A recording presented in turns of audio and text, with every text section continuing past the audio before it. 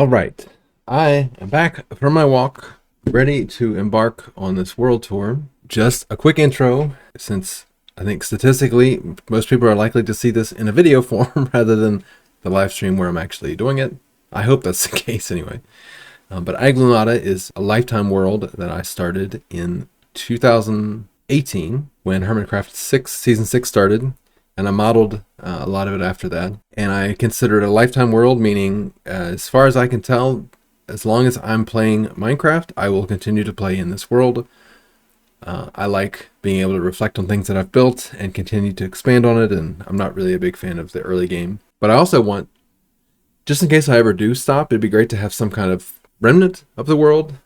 So that's kind of the idea here, is to get something out and in the cloud or whatever, so that I can look back later. Even if I lose my world, there's a pretty decent chance it's still available on YouTube. And obviously in this time on the world, I've shown it to a lot of people over on stream and in videos, and it's inspired people. And I think it's one of the things that keeps me going, just like watching other people's videos keeps me inspired to build new things and continue. I'm hoping this returns the favor and inspires other people, which in its own right inspires me. Seeing what people get out of what I make makes me want to go further with it.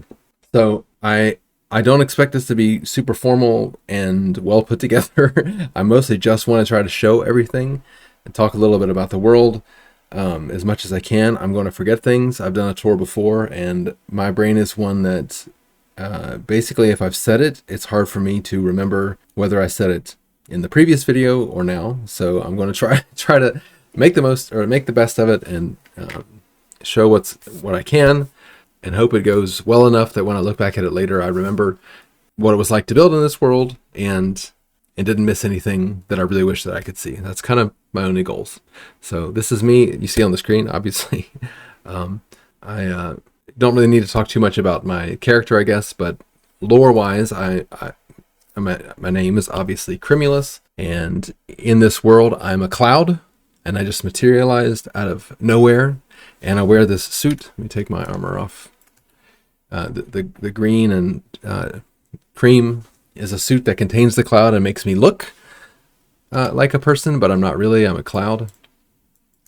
And this world is, I don't know how I got here. I don't know how it came about, but I'm living in it, and aspects of it remind me of things. They bring back memories. And the idea is it's sort of a stream of consciousness, sort of fever dream world. Doesn't mean it's necessarily weird, but it's just this big mishmash of all my own personal experience and interests and things that I nerd out on. And yeah, I think that's about as good as I can summarize it. I am going to be jumping into spectator some, so that it's easier just to get around. Some of these things are farther apart, and there's no point in me spinning rockets and stuff doing that. I don't want to risk losing things and having to deal with that during a showcase stream. So that's that. The world itself is, I call it mostly vanilla. My personal thing is I don't want to build anything that's not possible to build in vanilla survival with no mods. I'm not against using mods, and some of the mods that I do, or some of the mods that I use do speed things up. So some of the things may not be possible in the same time frames, but I want to make sure that I use all the blocks and I use methods that are survival compatible, survival friendly. So that's kind of what I stick to. The only real exception, apart from time-saving mods that I can think of, and that's mostly the biggest time-saving mod I'm thinking of, is Fast Place. So I can fill in areas really quickly using, what is the name of that mod? Tweakaroo. And it's Fast Place technology. That's probably the most, quote unquote cheaty. I do not like the word cheaty. I don't believe that cheating is possible in Minecraft. I believe cheating on the rules of the server you're on and then of your own particular rules is possible. But for me, that's sticking to this, risk reward or investment reward. I put time in and I get materials, and then I can use those materials to build things, and that works for me. But yeah, otherwise it's tools, tool mods and things like that. I'm not going to bother listing them out. It's not really that relevant. Just that the general idea is that I want to be limited by the vanilla game as much as possible, and as much as acceptable, right? Time is kind of one option. The other exception is I do have a way to get player heads in the game. The way that I do it is I have to acquire zombie heads through the vanilla tactic of using a charged creeper to kill a zombie. Then I've got a crafting recipe that lets me turn that zombie head into a player head. And then I've got a mod that I had made called Anvil Player Heads, where I can take that player head, put it in an anvil, and name it to an actual Minecraft player's name, and it'll give me their head. So I'm limited. I don't have infinite heads like, you know, are available through some mods and such. It has to be limited to actual player heads, which is, you know, it's not that much of a limit. I could always change my own skin and then get the player head from that. But I wanted, like, small scale detail is really, it's virtually impossible to be interesting without player heads. So I wanted a vanilla adjacent way to acquire those. But I would say those are the two most non-vanilla changes. Everything else is performance, or, you know, I obviously have connected textures you can see here. But I try not to use any resource packs really at all to change the vanilla appearance apart from the connected textures. I do have another resource pack that lets me hide torches, because I did a lot of torch spam in this world, and until I solve that issue, I don't want to have to see the torches all the time that I'm looking around. So that's just a reality. So with that, I'm going to kick off the tour and hope that I can do it reasonably quickly. I expect it to probably take 3 hours. I don't know how much I'll cut this down for YouTube. Probably not at all. We'll see how unlazy I feel. Where I am currently standing is my base, my main base. It's not my original base, but it is my current base, and this is the view that I probably see most often. This is my bulk storage down here. And I'm not going to explain this too much yet because I want to actually start somewhere else. But this is, in terms of my center of existence right now in this world, it's this room and the room right above it. This is automated, so farms and things lead into here. And there's, actually, I'll go ahead and show that while I'm here. This bottom chest has shulkers of the material. The upper chests have just stacks. So these will fill in, and once these fill in, then the shulker loader kicks in the background. This is just a manual storage chest for items that I can, well, for most of these, it's items that I can make with that material.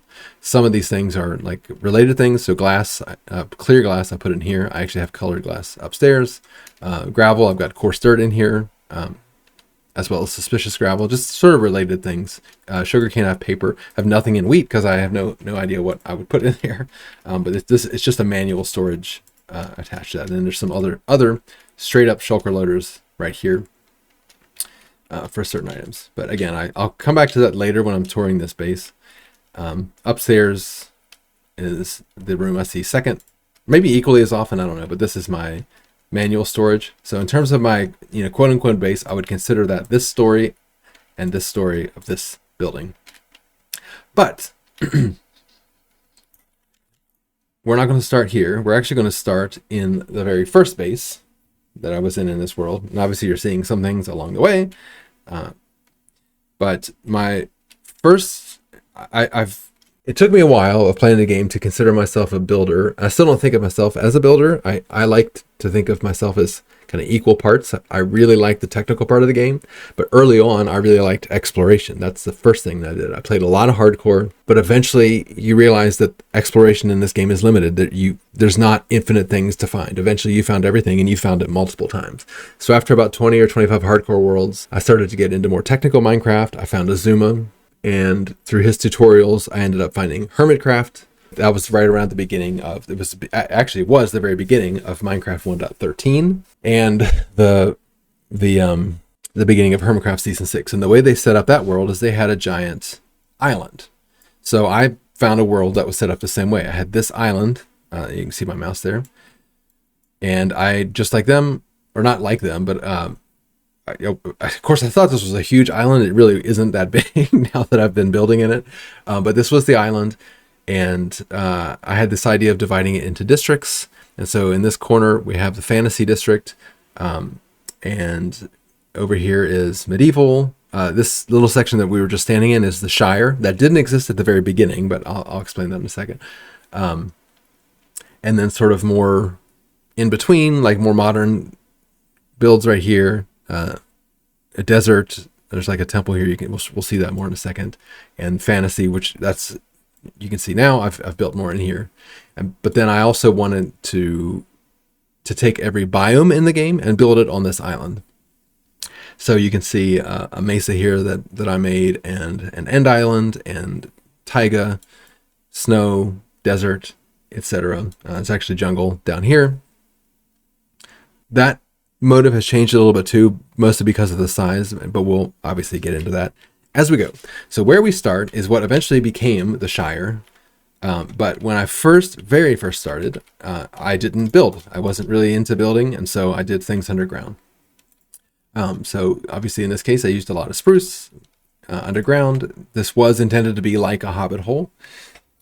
So much of my beginning was spent right here. It looks a little different. I've changed it a little bit since the very beginning, but this is an AFK fish farm. I've fished something like, let's see if I can actually see times used, I think is what I want. Maybe it's like some of these stats also have, oh, here we go. So 200, this actually only says 297,000 times using the fishing rod, but let's look at, fish caught 200. That's not right. That used to say that was in the millions. So some of these have reset. Oh no, note blocks tuned. That's what I wanted. Yeah. So 3.6 million note blocks tuned. That's all from this, because when you fish and you're standing here, I forget how this. Yeah. So the fishing rod triggers the trap door, and I'm just catching fish. Very slowly, apparently. Anyway, you get the idea. This is where I spent most of the first probably year and a half or 2 years in this world. So there's not much specifically in this room. Got skylight access for the farm. This doesn't work anymore. Well, it works obviously for fish and things like that, but not for treasure. This was my first, we'll call it a super smelter, but just this is where I smelted things I didn't have any idea about smelting at that time. This eventually became a bedroom right here. This is where I slept for a lot of the first part of the world. But again, continuing the hobbit hole, in here I had a map room. So this, if you know my current map, this is very, very old. And even if you look back at the fantasy district where we were just talking about, I've obviously built a lot in there. You compare that, the jungle that I showed, that's now a big circle around here with a temple in the middle. So it's cool to me to look at this and see how things have changed.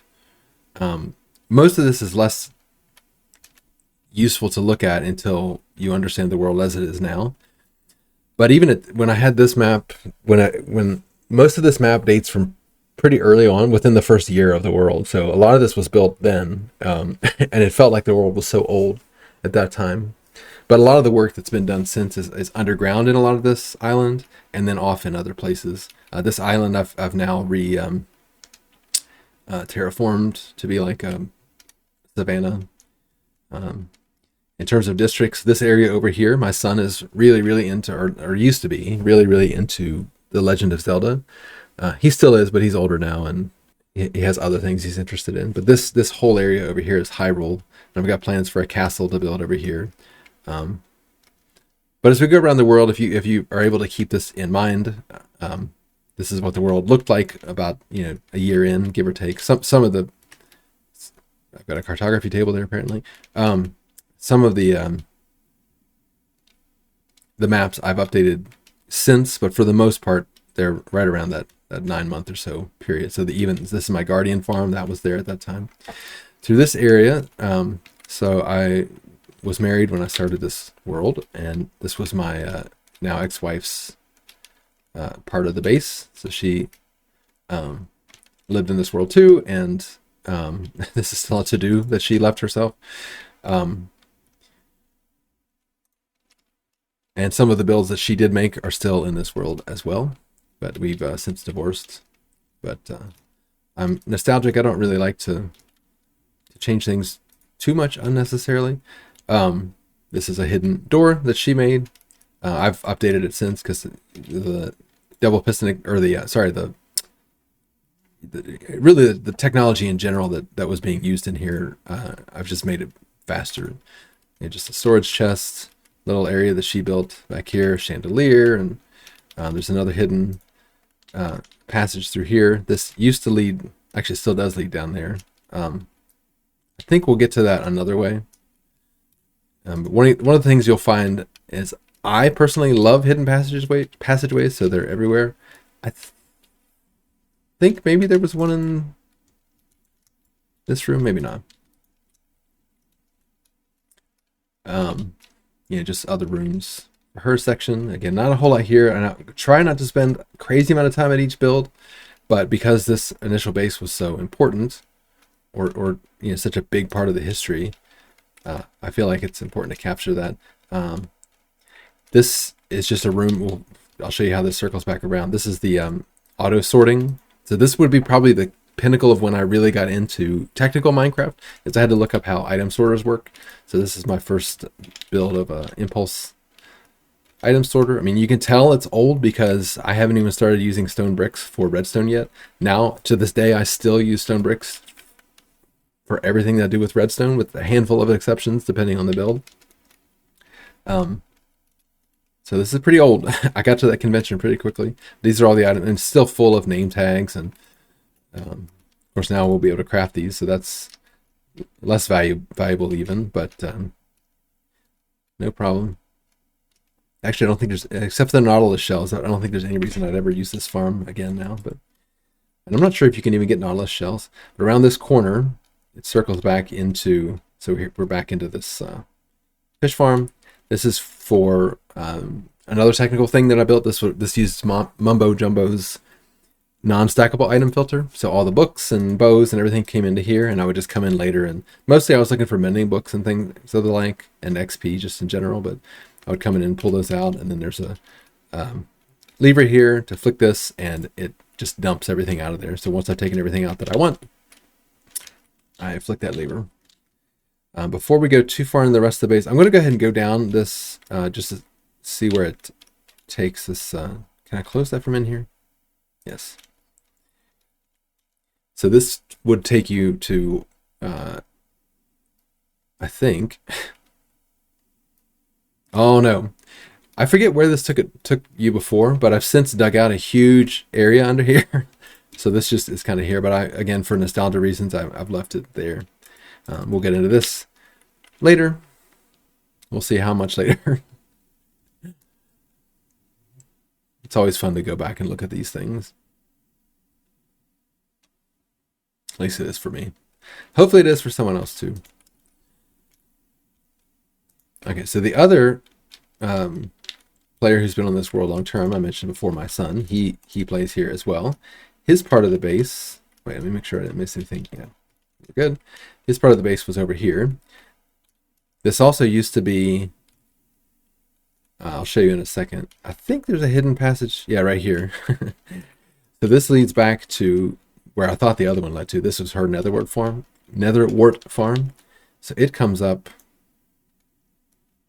Oh, it was in this room. The button's just, hidden. I didn't see it. Down to her netherwort farm, and then back out to this.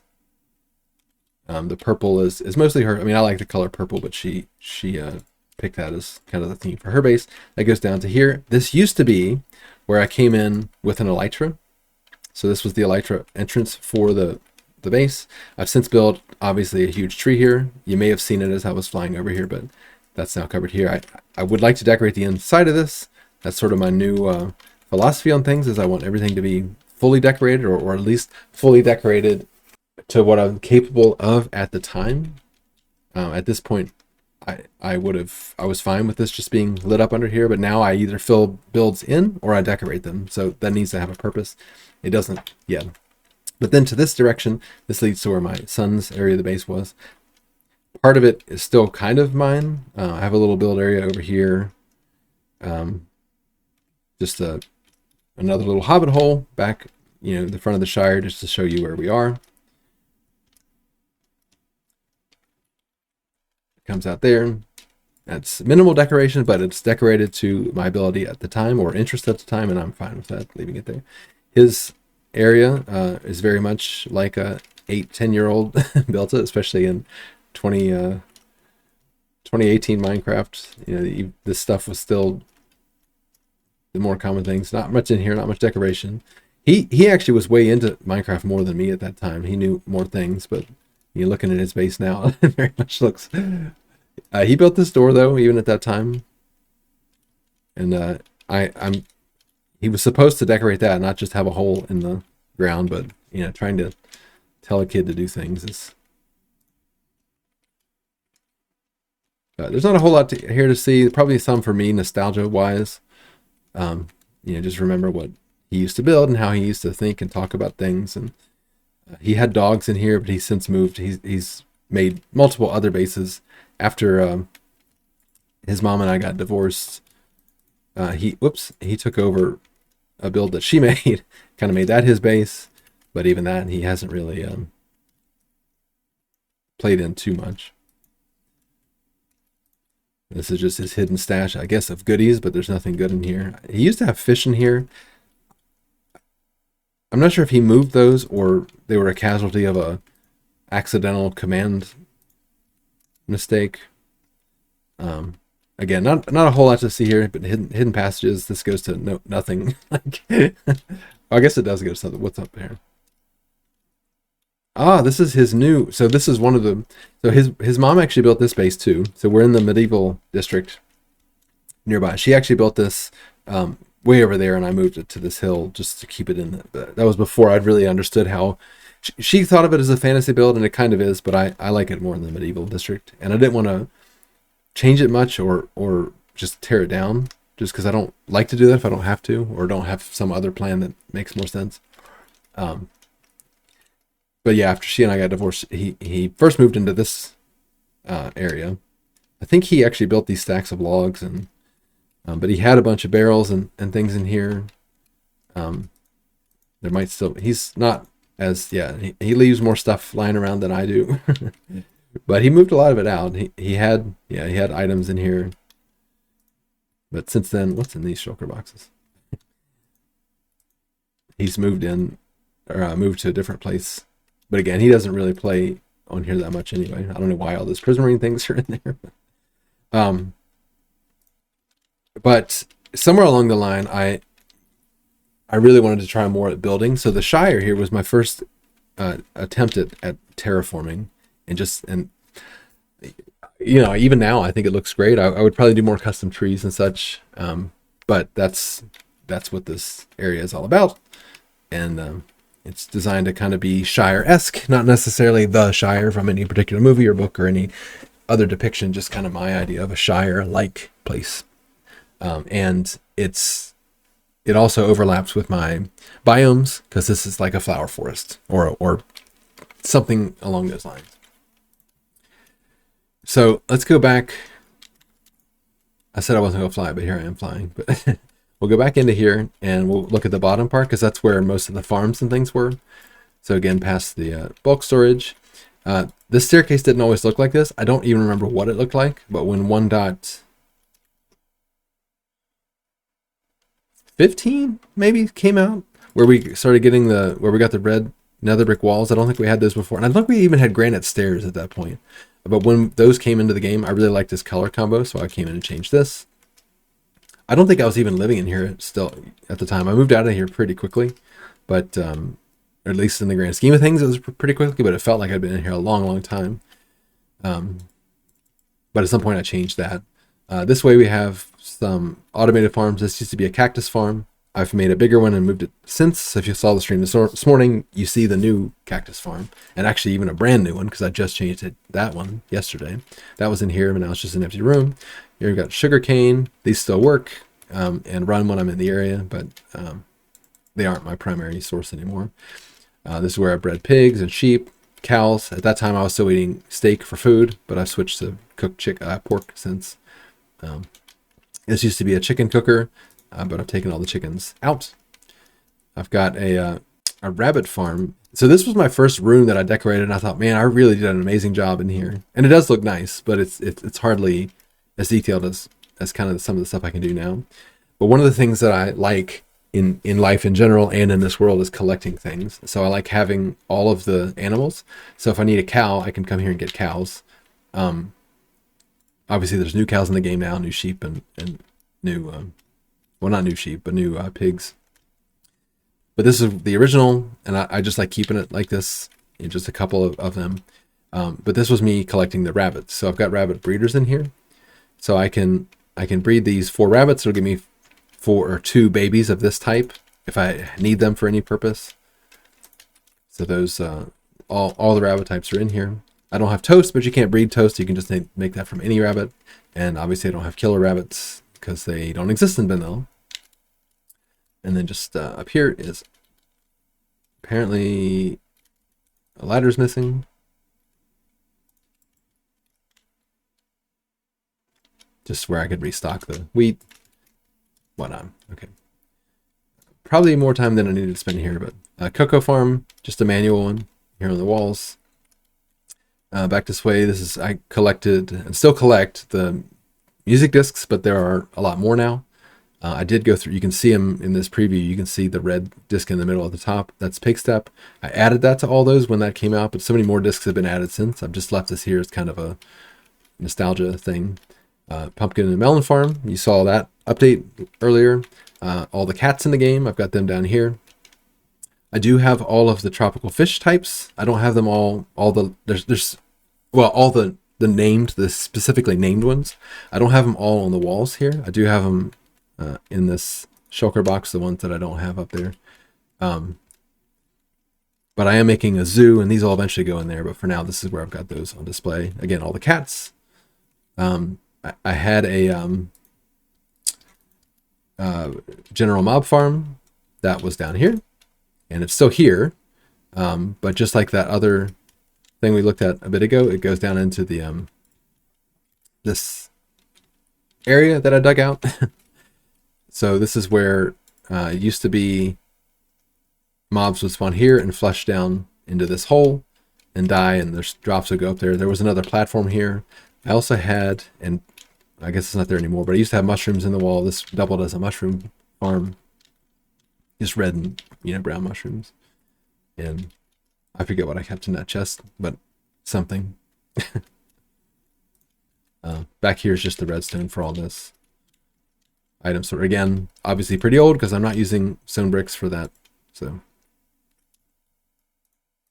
and then any non-sorted stuff would just go into this overflow. So all the witch drops and such would go in here. And then if I happen to drop something in the system or whatever, it would come up in these slots right here. Okay. I think, this also used to be a villager breeder. The mechanics of how that works has changed a lot. But I used to have some kind of system here, and the breeder would send villagers into this water stream right here. We'll see this in a second. And they would queue up, and I would use that to pull a villager out and whatever, do the trades with it and whatnot. And that was right here. We've got a whole island for that now. So this was, let's see what's here. My first true super smelter. This is a 16 furnace array. You put your items in here, they come out here. It used to run on carpet duping, but I've since switched to blaze rods.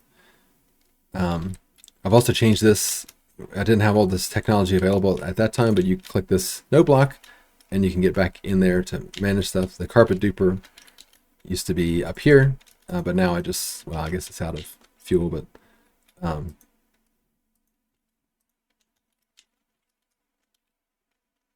just a basic one. Behind it there, see blaze rods. Behind it, this was a kelp farm, but I've since made a much better kelp farm, so I just took this all out altogether. It's not running, but until I know for sure I want to overlap this with something, I like keeping it just for memory's sake. But I don't like having incomplete things in a world, so I'm constantly battling between, do I change this and remove it, improve it? Like, what's the best way? It's fun to look at old things and see what you did, but I also want the world to feel complete, feel like I don't have things that I need to change. Under here was a beetroot farm. That guy's no longer there. I've got more beetroot than I could ever use. I don't need it, but so I just took that farm offline. I'm going to go through the rest of this base, but I need to remember to come back into this spot before we go. This is a too tall flower farm. It actually works for ferns and such as well. I'm not going to go into how those work. This was the main storage. So in terms of those first rooms we looked at, this was that for a long time. I think there's still items in some of these. Yeah, some of my dyes. I had it in this corner. But I mostly moved all that into the other storage. I converted this to glass when I dug this area out because I in the future, the thing that I want to build in here, I want to be able to see from above. And I think that's kind of cool. And I don't really expect to ever change this. The ceiling, I watched something on some, I think it was Wells on some episode of Hermitcraft, and I was like, I need to build a roof like that too. And that's kind of where this was inspired from. I think all of these trapdoors have a crafting table. Yeah. So that was my way of making sure I always had a crafting table available in here. They're all hidden. I actually forgotten about that until right now. And I just looked at it and it came back to me. At one point, my son had moved into here, so that's where all this other random crap came from. This all used to be sorted, so like this would have been snow and ice. Actually, I should bring all that over. Occasionally, I come in here and look at this stuff, and I'm like, oh, I can reuse that, or I can use that. But there's a chicken egg farm hidden in the wall over here, but I've since taken the chicken out. But it used to be right there. That way, I was always had eggs if I needed them. Again, most of the stuff's not too necessary. This is a trash can. That's what that indicates. I'm dumping everything out. That still works. I just, when I dug this out, I left the redstone exposed. And that is, actually, what is that? Oh, that's the the beetroot farm. Still visible there too. So I try to keep as much as I could, and I'll have to figure out later how to cover that. Out this way, I got a sea pickle farm. Nothing super special there. Back, that's where our elytra entrance is. Vine farm, netherwort farm. So I can automate it or go through with fortune. This will just put water and flush it down. I go and replant it. This is still where I go to get snow if I need it.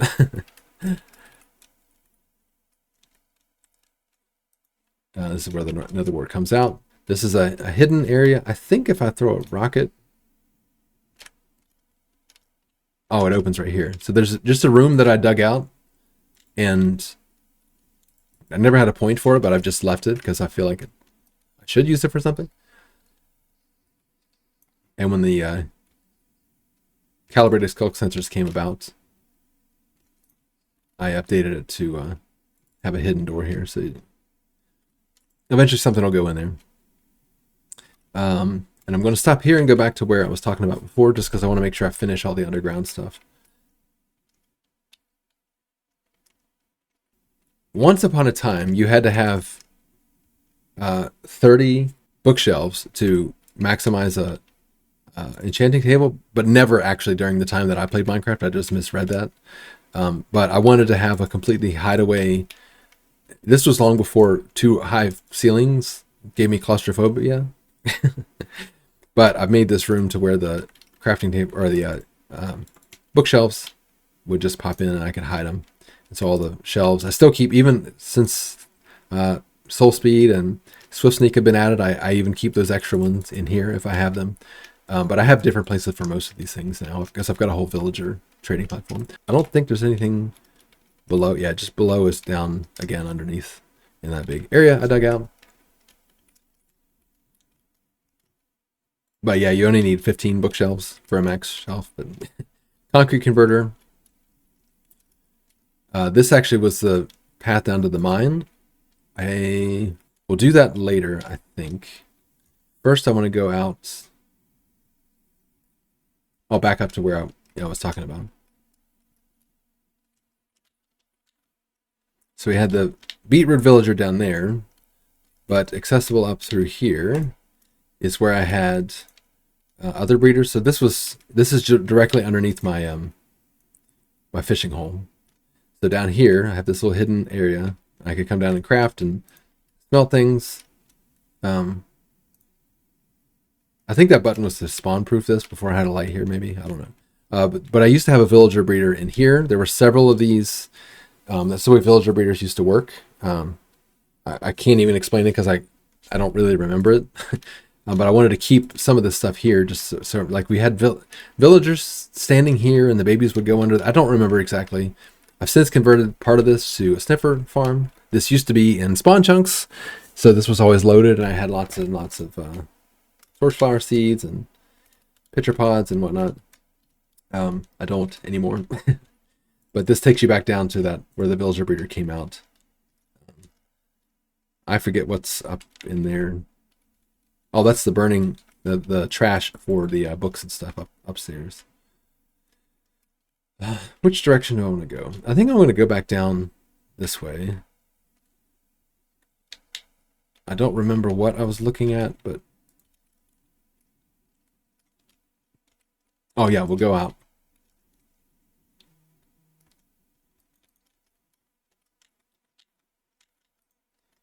Oh, so this was my first cobble generator, 1 block. You break that, and it makes cobble, or break this one, and it makes stone. It was very slow, but it was great to me long before I understood how amazing things could be with automation. This is just an exit, another elytra or foot exit out to the medieval district. There's not much to see here at the moment. I'm going to come out this other way. This is the back entrance to the apothecary, or just brewing area. I want to make more of an automated and bigger system here, but all the materials for things are down in here. And then for brewing stands that do automatically fill back up with water, you've got an infinite source here to fill them up. All the potions in the game, I have a bunch pre-made here, so I can come get them, or if I run out, I make more. And then this is the entrance to the apothecary. This is another build that my ex made, and I haven't updated. I will at some point, but I have not yet. So I guess I'll continue here. Oh, I got to get a trident apparently. Hopefully this guy doesn't kill me. The last thing I need during a world tour is to die. Okay. I'm going to actually go out here. So we were just in this room below here where the sniffers were. So that comes out into this peninsula. Just to show you on the map, we're out here up not by the snowy area. So this is the Shire. We're just out right here. This is just a build area. Nothing, you know, I wanted something that shows, well, I wanted to build a lighthouse. So I did that. That's been, I don't know, a year or two ago now, I think, maybe 3 years. And then it's just decorated with the flowers that the sniffers are in there harvesting. So I tend to try to decorate things based on what they are, but it's not a universal rule. This is just a little cabin that I made. You know, my personal ideal is to live in a cabin in the middle of nowhere with lots of acreage. Something similar to that. We'll look at the inside of the lighthouse while we're here. Somebody left the door open. Wait. Nope, that looks like a zombie broke that down. Let's replace that door. Something else you'll also see is I have, oh really, that can't open. A very, I try to keep every block that I might need on a build in my ender chests. I would not be able to build most of what I do today without that. It's nice to not have to just basically have a close to a creative inventory in your ender chest. So just windows that look out here, going up to the top of the you know, the idea was this should be like a base. I've got pretty much everything I need, storage and smelting, and you know, I don't ever actually use it for that, but just the idea is someone lives up here, so they would need all those things. And then you've got a view out, and then the tower itself. I really like the tinted glass for this. It just gives it a glowing effect that, I don't know, something about it makes it seem more realistic as a lighthouse. I don't know why. All right, again, it's going to be hours and hours if I spend this much time in every single build, but I want to try to show as much as I can. So we'll see. We'll see where we're at time-wise. 45 minutes in, and we've seen barely nothing. Basically the starter base. But yeah, again, this is a more recent build. Let's go back out to the oops, medieval district. So coming out here in the Shire, you know, just I used to have some tropical fish in here. They have despawned or died or whatever. Little dock out here. What do these signs say? Oh, those are just all indicating. Apparently, I've come through and put glowing because I don't think my son has really played on here much since glow sacks have been in the game. The mesa here.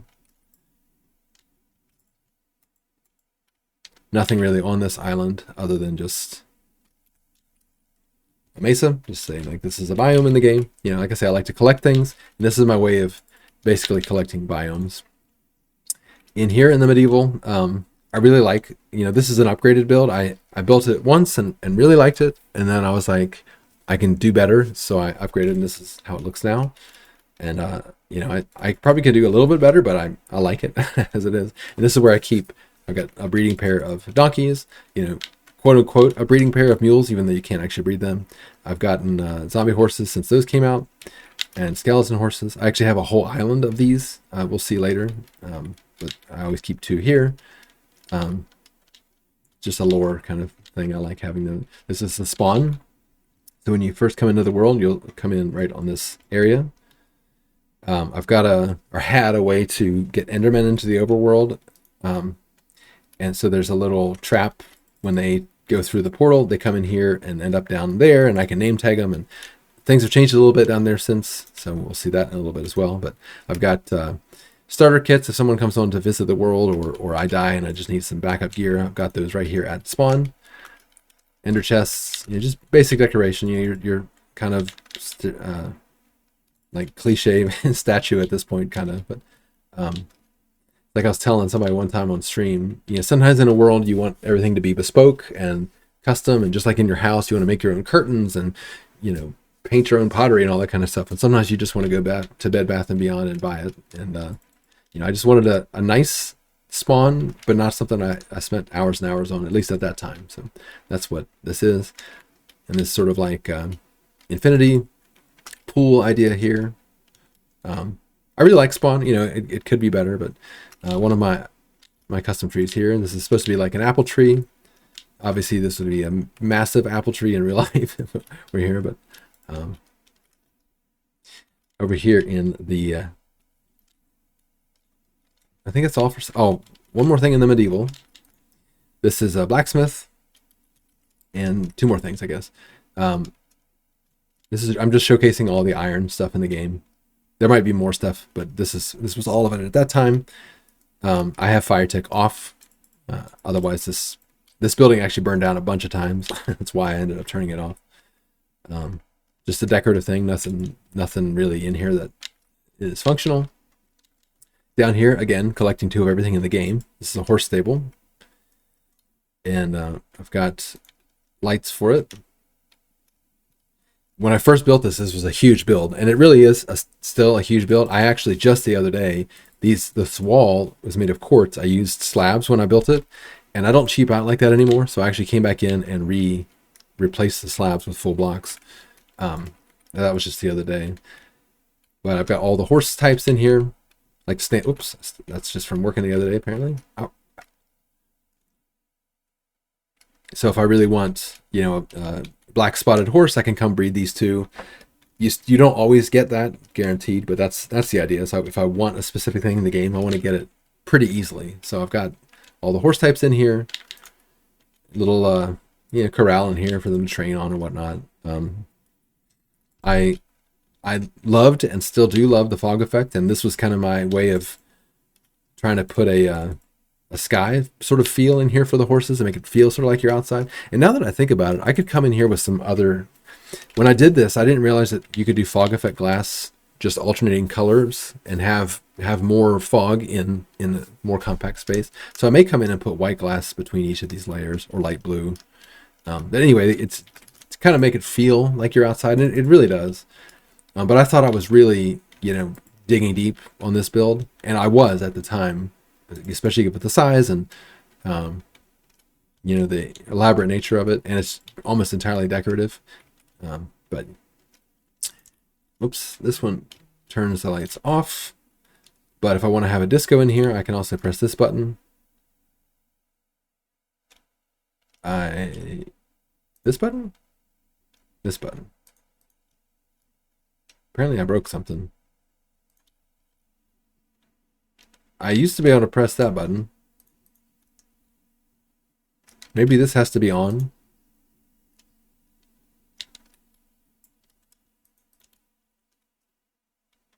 It worked the other day. Disco button disabled. No, what happened?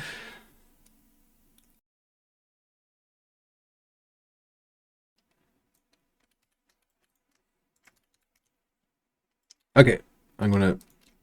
Well, that's over there. Whatever. Okay, so that is the horse stable, and I believe that does it for the medieval district. Over here, it's a windmill that my ex-wife made. She actually built it where that stable is, so I moved it over here. Haven't changed it much besides that. There used to be doors on the outside, but I can't place them here in the wall. I don't know if I'm going to keep it like this. It's just sat here, but again, nostalgia purposes. Twitch never notified me of the stream. Yeah, it's like, oh, he's already streamed once today. We're not going to send it out. All good. It's going to go on YouTube, so if you really, really want to see the tour, you can see it there too. This fountain, she built that as well. But yeah, that does it for the medieval district. This is the desert, the sand area. This in here was my first, I think, organic build. This is when I started to decide that I wanted to make interesting shapes in this game, and I still am very proud of this build. But it just was an idea, and I was like, I didn't have a specific area, like a room for an enchanting table, so I built one here. And then inside, I wanted, again, I still thought that you needed 30 shelves to get a fully enchanted table. Obviously you don't, but I wanted you to come in here and feel like you're floating around the table. So like it looks like there's shelves that extend forever up and down, and you're just in here enchanting all by yourself. And so that's part of the inside of the build. Then upstairs is just extra space. I'm not sure what to put up here. So it's just empty right now. If I were to build this today, I would decorate that somehow, but I haven't done that yet. So casually using, well, yeah, you know how it is in a world like this. Like nothing is really expensive. Like the only thing that I don't have tons of are diamonds and ancient debris. Early game flex. Well, even this would have been, I would have considered this extreme late game when I built it, and I still probably built it in 2019. Actually, it was before 2019 because I started streaming in 2019, August of 2019, and that's when I built Falcor over there, which you can't see at the moment. But so this was before that. This was within the first year of the world. So it seems early game, but at that time it felt like it was. I'd been playing forever. You didn't do? Oh, I did, but I just don't use it as debris. So far I haven't let myself do that.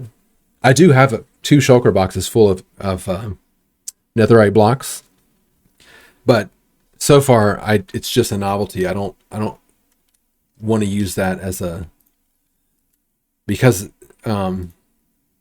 I had also duped a bunch of what are they, lodestones for that same reason, but then they changed the recipe, so I didn't do that anymore. Or I didn't do that, but I just it became unnecessary to have. But I wouldn't let myself use those either at that time. This is a early drowned farm. So you stand here. There's a villager underneath that attracts drowns. If we're lucky, we might actually get one to come over, but I doubt it. It's kind of slow, but if you AFK overnight, like I got tons of tridents this way. Apparently there's one nearby because there are tridents still here.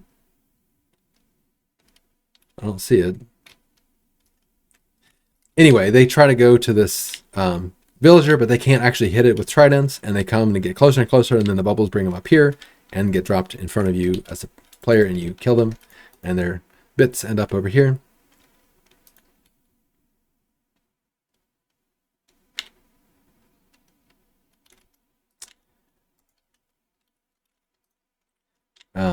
This direction is So early on too, after getting into Hermitcraft, I also got into Logical Geek Boy because his Let's Play series was called Road to Hermitcraft at that time. The decorative, yeah. I think they're just like not despawning because of those pistons. These pistons, sometimes the drowns would get stuck here, so I added this timed piston thing that pushes that up, so it forces them to go into the water column, bubble columns. And I think that's just keeping them alive somehow. That's what I use it for. I don't have any kind of, well, it's more gameplay. It feels unfair. Like I feel like if I can just have infinite netherite, it changes that aspect of the game. And it's I'm not calling it cheating. It's just for me, it takes away some of the rarity of the game. It's like I used to play with keep inventory. For a long time I played with keep inventory. And I just got jaded to death. Like it didn't matter. And I wanted that back. So I tried Graves for a while, but I didn't like that either. So plus those mods don't work all that great. So I just went back to allowing death. It's not a big deal. So anyway, I got into Logical Geek Boy because of his Road to Hermitcraft series. And he built a ziggurat, and obviously his was much better and bigger, but I was like, I want to build one of those in my desert area. So I built that. And inside for the longest time there was nothing. And then as I started collecting, I mean up here it's just a ender chest and gold, and it's supposed to feel like and it kind of does. It's not a super fancy build, but it's something. For a long time there was nothing in here, but I started collecting my these heads. So when you use obviously charge creepers to kill these things, they drop their heads, and so I just collected them all in here for a long time. And eventually I made this a portal. It connects to the Nether hub. You'll see that in a second. And then just recently when the shards came out, I decided, like, I try to have a place in the world that showcases every type of thing in the game. So this shows all the different shards. So I added that in here, and a little decoration, nothing crazy, just a kind of weird, creepy temple. And that takes you in the Nether, obviously. If any of you ever watched my Let's Play series, one of the episodes was actually me building this. And this is just a fort. Just a purely decorative build.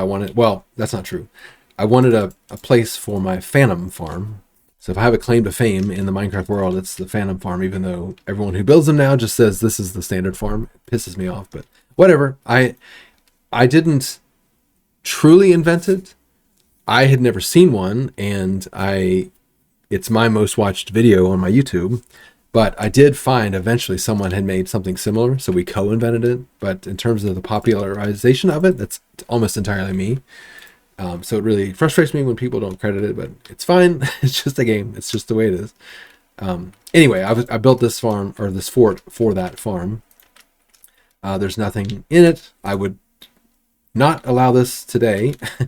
This roof I'd be okay with nothing being on here, but this needs to be decorated, and I will at some point. But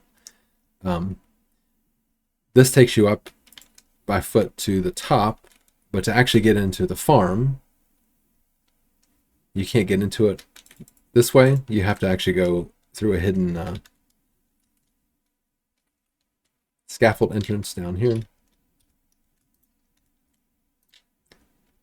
I think I mostly did that just to make it really difficult for mobs to get to me. But I also just like hidden passageways. So you just stand here and swipe away and overnight, and the phantoms come down and you get their membranes. Always wanted to make a phantom. This one is super easy. So like if you've got a place for it, like it really doesn't take very long to build. All right, so that's it for that fort. I will probably one day put my Let's Play back as not unlisted, but for now, that's where it is. Okay, so that takes us through the sand area. This is sort of a recent build. Speaking of phantoms, I should have demonstrated the farm. Actually, let's do that. I'm gonna demonstrate the farm working while we're here. Might as well. It should be. The phantoms will target me there. Maybe this is broken now. I don't know. I think if they hadn't spawned there, they would actually swoop down. But they swoop down. The water doesn't really affect them that much. but what it does do is when they die, it brings their items to you. So the phantoms fly in here. Obviously I can't show you, but you're just auto clicking, swiping. They eventually come in here. You want sweeping edge. Okay, so we're going to continue around the island, I guess. But first I'm going to take you into the entrance to my branch mine. So if there's another place that I spent tons and tons of time at the beginning of the world, it was branch mining. I did that so much for so long. I've since decorated this upper part, so we'll look at that first. I call this Prospector's Berth. It's just a name for the area, but I've over the last, since I quit streaming, one of my biggest focuses has really been fleshing out these areas. So I wanted this area to be a place. So you've got a little boat dock here, an actual boat. This is just, I saw a boat on Craigslist and I liked that style of boat, so I built one. We'll see, there's a few of those here. This library, or that's what my ex-wife called it when she built it. It's a library. It's very much her aesthetic. I've changed a handful of things, but not too much. But she would love a little reading nook place like this for sure. She built this upper part. She built it also over here originally, but I moved it because I feel like it makes more sense in this area. This is what I call the modern area. I changed the bottom a little bit, I think. These doors mostly go nowhere. They could eventually go somewhere. Well, that's a spoiler. These are basically just closets right now. One of the things we'll get into eventually is I've got another fortress that connects pretty much everything in the overworld underground, at least on this main island. So this, I just recently finished connecting everything that way, and so that one of those doors now leads to that.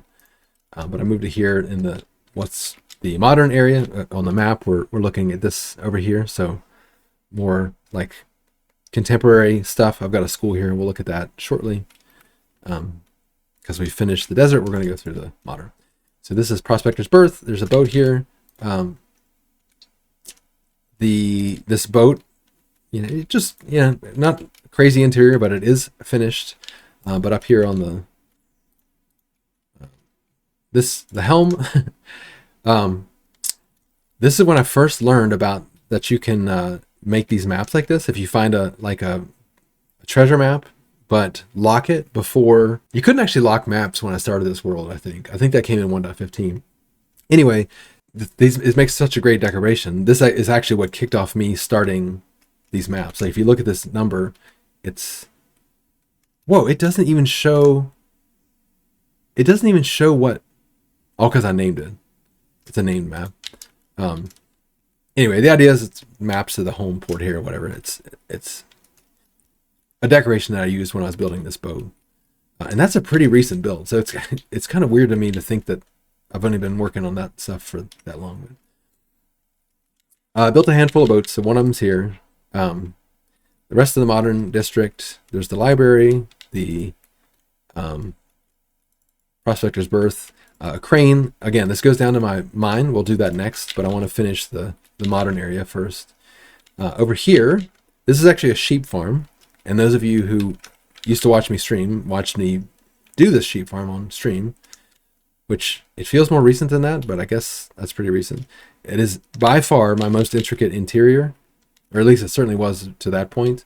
You have to have a special key to get in here, so I'm not going to bother with that. But the sheep farm automatically fills up all these shulker boxes to the matching color. This thing is fleshed out with completely non-functional apartments. There are 5 of them. Every story on this build is an apartment. Not wolves themed or sheep themed, just apartments that I spent a ton of time decorating and love it. This was me really like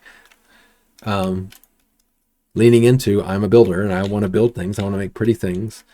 This is another thing sorry, not this. I invented this. I wasn't the first to invent it, unfortunately, but I did come up with this idea of little fish tanks on my own. But someone else had published it to YouTube long before I did, so I can't take credit in that way. Anyway, these are all apartments. This is another non-vanilla thing I tried out. invisible item frames. I don't do that anymore on this world, but I would like to. I want that to be in vanilla, but I try really, really hard to stick to vanilla as much as possible. So not necessarily unmodded, just only building things that are possible in vanilla. Maybe a little bit faster, and that's it. And I'm kind of picky on what I allow to be faster. Like I don't use autoplace in Lightmatica. I do use Lightmatica if I build something in creative first, which is kind of rare. But anyway, that's this apartment building. We'll go down underneath so I can show you that part. I've recently upgraded underneath as well. So this will be, for anyone who recognizes this build, the basement will be a very big change. So the maintenance only, you go down through these hallways, and the actual sheep farm is, actually it's mostly hidden in it. It's right here. So I try now when I build these farms, I don't like these captive farms. I try as much as I can to build farms that feel more normal. Like, you know, I don't want to be an industrial farmer. I want to farm sheep in a clever way that somehow lets them roam free and have a nice life. But I know it's just a game, so I don't mind building farms like this. But if I can avoid it, I like building something a little bit better. But I recently decorated this under here. You know, some of the redstone's exposed, but I really like to come in here now and make everything feel like it was built intentionally to live in. I'll explain this in a second. But yeah, all the colors of sheep are here. The redstone is accessible in here. Upstairs, these are all on-off switches. So when the corresponding shulker box is actually the dropper below, this is an item elevator. So when the dropper below the corresponding color shulker box is full or has something in it, it turns, like sends this thingy down and turns off the corresponding sheep farm. So that way it's not always running if I've got wool for that color. But as soon as I take wool out, it replenishes it. So down below it, I added an auto crafter for banners as well, because they are super expensive and they take forever to do if you have to craft them. And they use so much wool. So I went ahead and extended that. It does auto fill these before filling the shulkers upstairs. But if I take these out and the thing's already disabled, I have to manually turn it back on. So yeah, lots of shelves. I try not to be that guy who's just, you know, like everyone right now is building things with shelves, but they just work. So I leaned into it. But yeah, this is, if I need banners, I come get these here. But additionally, a recent grind when the shelves came out, part of the reason I also justify the shelves is it makes a great in-between lettering. So you've got banners to make big signs and you've got signs to make little signs, but these banner shelves make fantastic signs of in-between signs. They're not huge, but also not tiny. So I went through and I used a shulker box of wool and the corresponding number of sticks to make essentially 12 or more of the whole alphabet using those color schemes. So I've got black with white letters, white with black letters, black, and then a black for all the colored banners. I just picked one color to go on that color. So I've got black with white letters, white with black letters, black, and then with gray. And then here it's the corresponding dark gray, corresponding light gray. So with every color, so for brown, I've got one black banner, a white banner, and a brown banner, and then I just picked a color for the letters for them.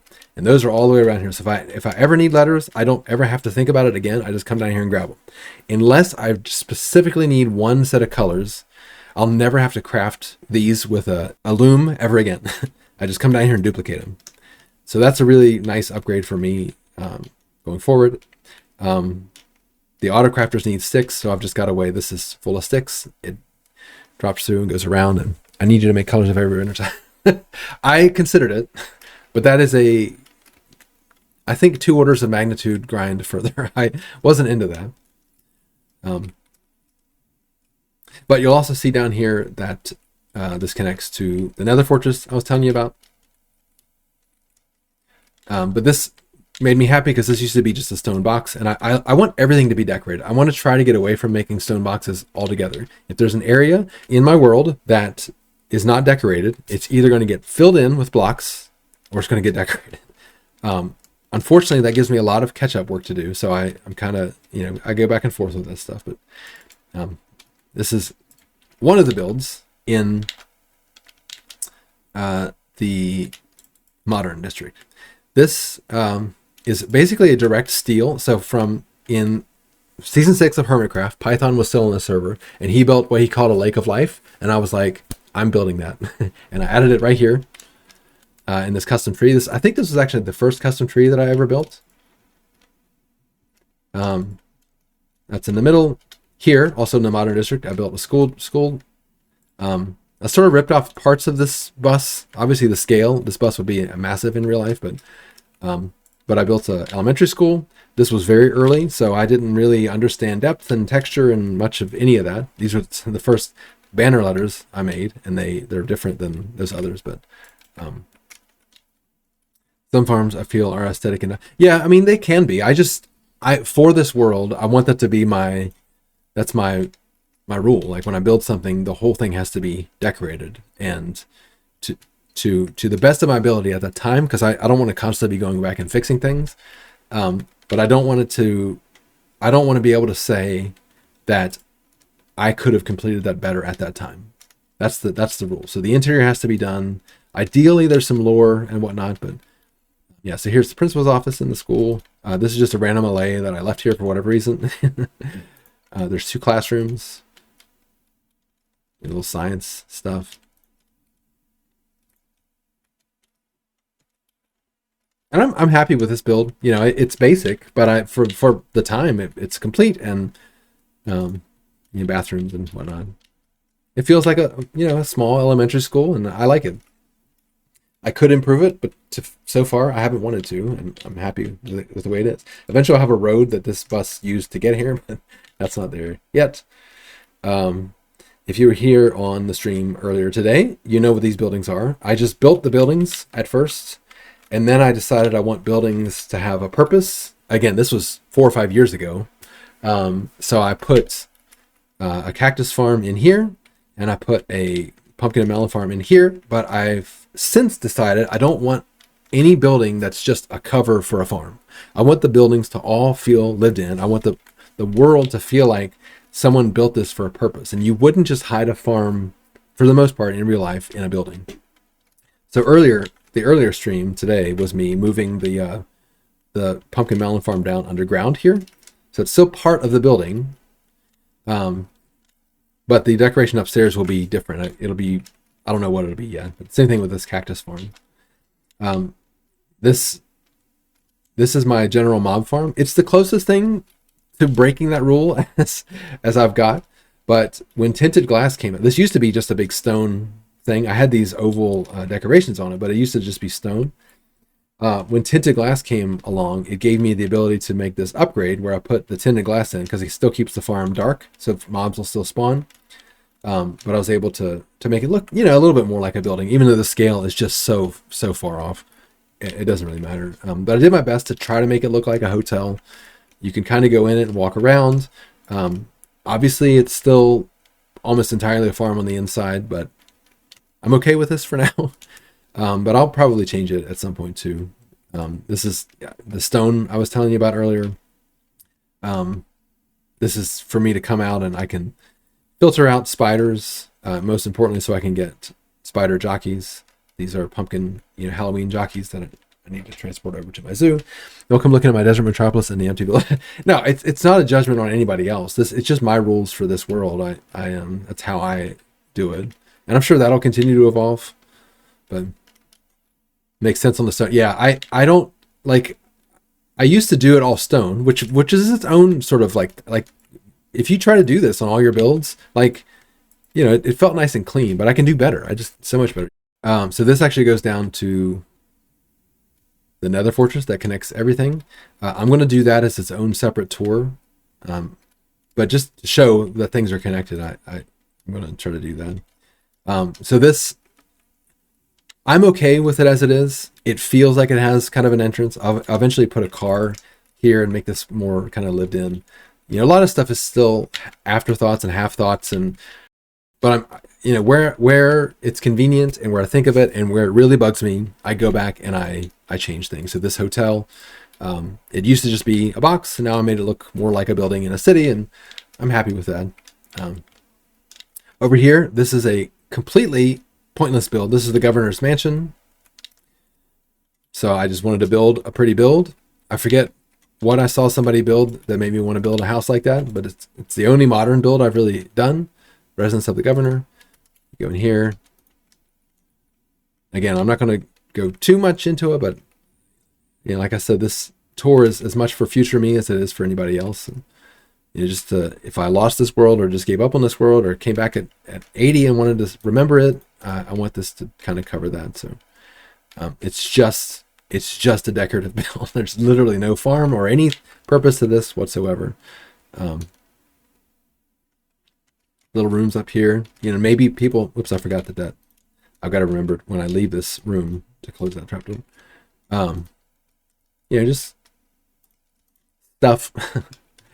Little overlook for the bridge and the bay, and this yacht belongs to this. We'll see that in a second. There's a dock down there. You can confirm you haven't done that. Let's see. Yeah, I think that's all this part. Then there's a basement, the sort of entertaining area, or entertainment area. I guess it can be entertaining as well. The tavern, and just a little man cave room. The exit out to the dock. Obviously, I've been collecting new mobs as well. They're hanging out here for now. And that yacht, the idea is that yacht belongs to the governor. So someone's out on that currently. Little wine cellar down here. They're supposed to kind of look like wine, you know, place you put wine. There's also a hidden entrance down to the nether fortress. You'll see that as a recurring theme. Piano. I do steal people's designs. Try to, when I do that, to credit them in the world. So even if someone downloaded the world, they'll know where I got that from. And this is just, it's a genius piano design. I love it. So, wish Minecraft had more maps. I'm almost to the point of doing massive map arts and creative far away or paint. Yeah. I'm with you. I mean, that's part of the reason that I like the maps. We'll see my museum shortly. Now here's the master bedroom. Again, credit Blue Nerd.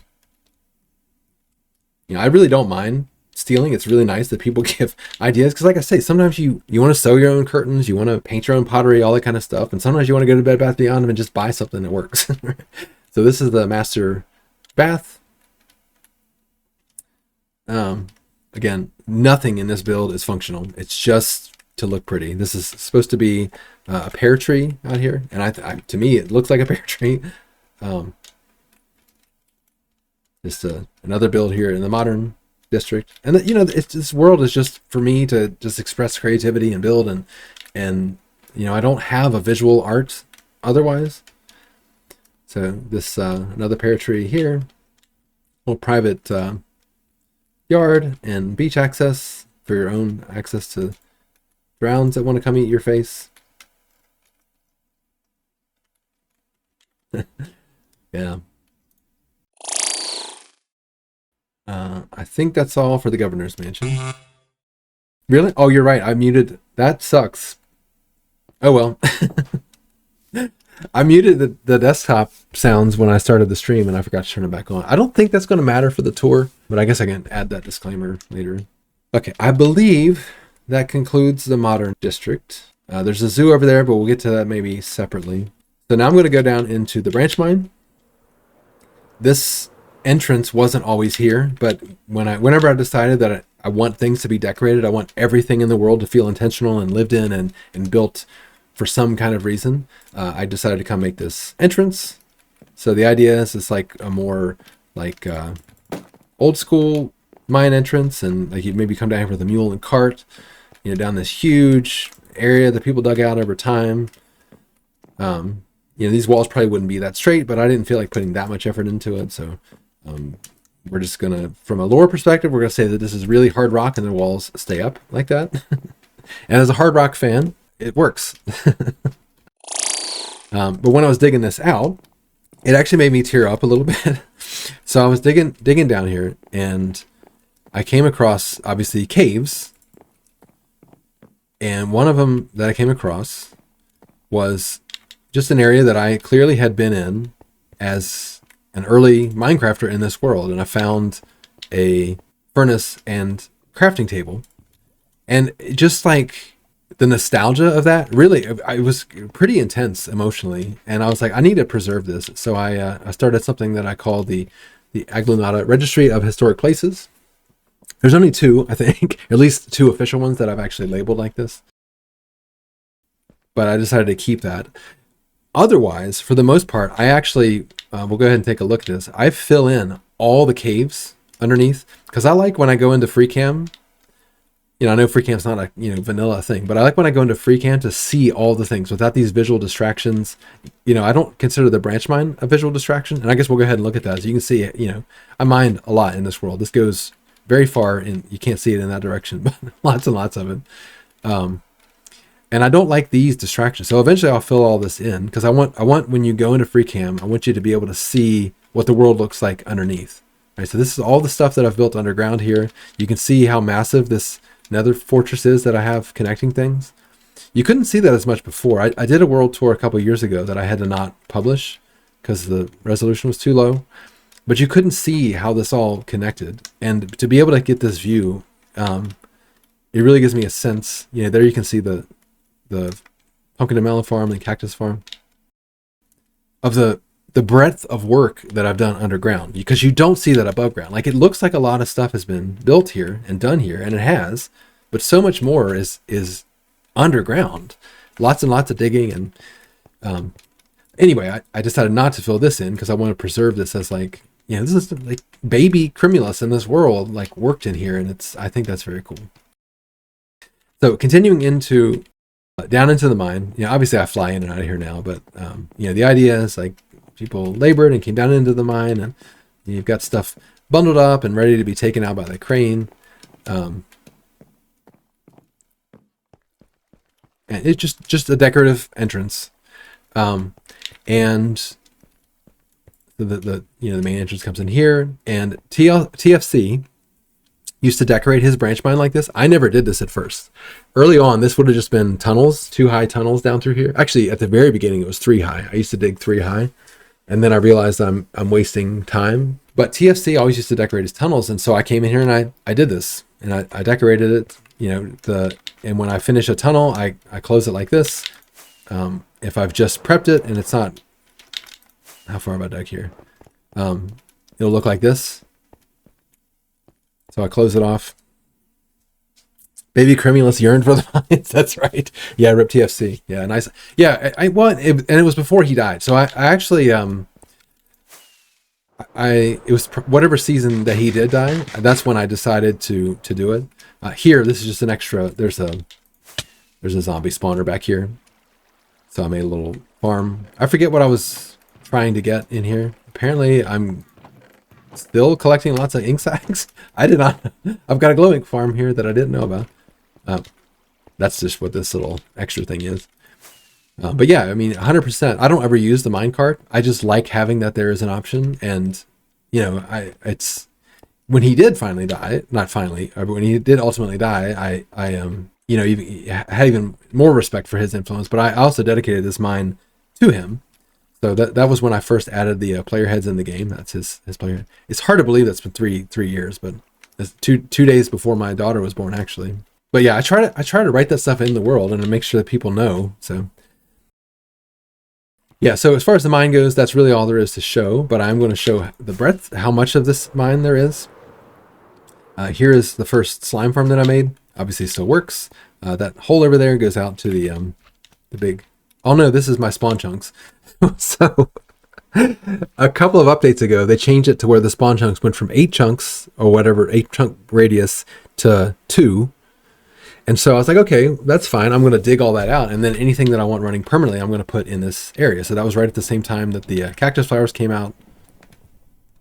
And then one update later, they took that away. So I do have an ender pearl loader. When I'm online, this is all running in here now. It's obviously not running when I'm offline, but I've got, cactus flower farm and mushroom farm in here now. And but that hole intersected with this slime farm. just in case anyone's paying that much attention that you want to know exactly where this is in proximity to the world.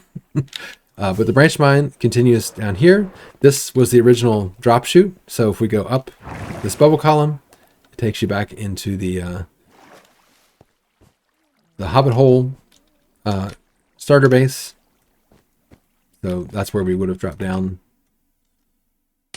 originally. I really wanted to keep this. This was my life for a long time. I always made sure I kept 64 coal in here, and I was smelting things. And yeah, so the mine, that's where we started, but it continues on this way. These aren't all mined out. Like you can see, well, this is actually the giant hole that I dug. It continues all the way down here. It's like, it's thousands or 1,000 blocks, I think. Again, some of these I haven't actually dug them, but this goes around part of another build. This used to continue through, but I added a new build in here that I'll show later. God, this tour is going to take so long. I might have to end it in another stream. That's all right. It's fine. The rest might go faster. We'll see. There's less. Yeah, we'll see. Anyway, so now we're on the other side of that build, and the mine continues all the way over to here. And this is a... actually, let's go ahead and look at this area. When 1.17 came out, Mojang had never modified old... I'm going to sleep. Mojang had never modified old chunks before. And so I got excited when they were adding 64 blocks below the world, because I was like, oh, I can build the end underneath my world. Like that's going to be a new, like a kind of perimeter under there. They ended up not doing that, but I made the executive decision that I'm going to pretend that they did. I really wanted that area under my world, so I made the executive decision to do that anyway. So I, when I upgraded the world, I left this huge perimeter open. I put a bedrock wall around it, and just decided that that's just a different thing in my world because I wanted to build the end. And we'll see that shortly, but this is where the edge of that perimeter is. And so I decided to build a mine here.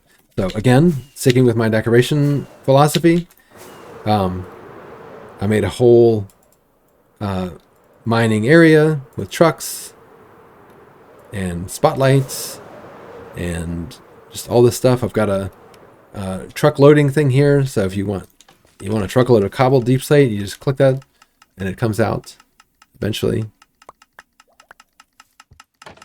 And then, of course, I can just put it back in there. Yeah, just little things in the world that make it more fun and more functional, feel more functional. I've got a sluice over here. This is actually, it actually functions. The idea is you throw, the miners come up and they bring items and they throw them into here. Just dump it all off, and then there's workers over on this side who see those items come up, and this guy standing here is looking for diamond deep slate ore. Yeah, so those items came over. There's actually an item filter here. It would pick up the diamond deep slate ore if it was there, but the worker sees that's not what he wants, so he pushes this button and it goes on to the next station, and they're like, oh, it's not this, so it goes on to the next station. You know, like a functioning sluice. I think this is a cool idea. And then eventually it ends up all the way at the end. This is just a, I don't know, workstation thing. Anyway, I decorated the upper part, same, just like the other mine. It's more realistic in that, you know, the walls actually slope, maybe a little steeper, or not, yeah, a little steeper than they should be, but you know, they've dropped cobble and cobble deep slate as they've come up over time. And then you've got kind of a staging area at the end of the old mine, going down into the new mine. And then this is probably the most dramatic experience I've built in the game. So if I turn my, this is the actual entrance down in the mine. If I turn my cinematic camera on, we're going to feel this very immersive kind of coaster ride down into the mine. It sort of requires me to do my camera right. But this is us going down into the new mine. And then we land here. And now we're down at that border, you might have seen where the bedrock is. I actually busted all this bedrock with normal bedrock busting methods and built this little landing area so you can come out of the mine and look out into the void, and it's kind of cool at sunset and sunrise. But again, just decorated staging area, and this mine continues out this way. I haven't mined nearly as much in this, but it's the same kind of style, TFC inspired design with the little tunnel entrances, and up here I actually have a tunnel bore area as well. So I got a lot of cobble deep slate this way. The bore blew up, so it's at the end of that, but you can see it. Oh, I had two, so there's one above and one below, and this helps try to push all the cobble deep slate all the way back to the beginning, so I don't have to collect it all. But you like that sluice idea? Cool. Yeah, I like that idea. But then when you're done, you just get back in and turn on your cinematic camera, and to me, it's very dramatic. It feels like a trailer to like a movie or a ride or something when I do this. I love coming up this. And this is what got me excited about building experiences in the game too. Like it's fun to not just build a build, but like an actual experience. And to me, this is very dramatic, and I really enjoy doing it. And you just end up at the end, and now we're done that part. So I'm going to go all the way back to the beginning of this. I'm going to actually not use your mad lad with a bit. I've done a lot of bedrock breaking, and I've got more, but there's actually a new method that I can use that doesn't use so much TNT. I'm gonna use that for the next thing I want to do. All right, so that's it for the mines.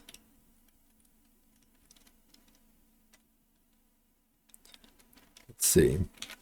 I guess we'll take a quick look at this boat.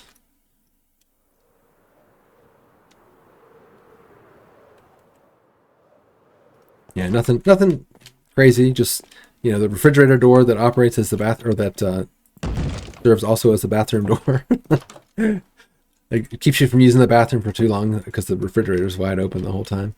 Kind of look at the helm here, whatever that. There's another word. The bridge there. My son had the idea of putting a bunch of jungle boats in these chests, but just a yacht. I wanted to build a yacht, so I did.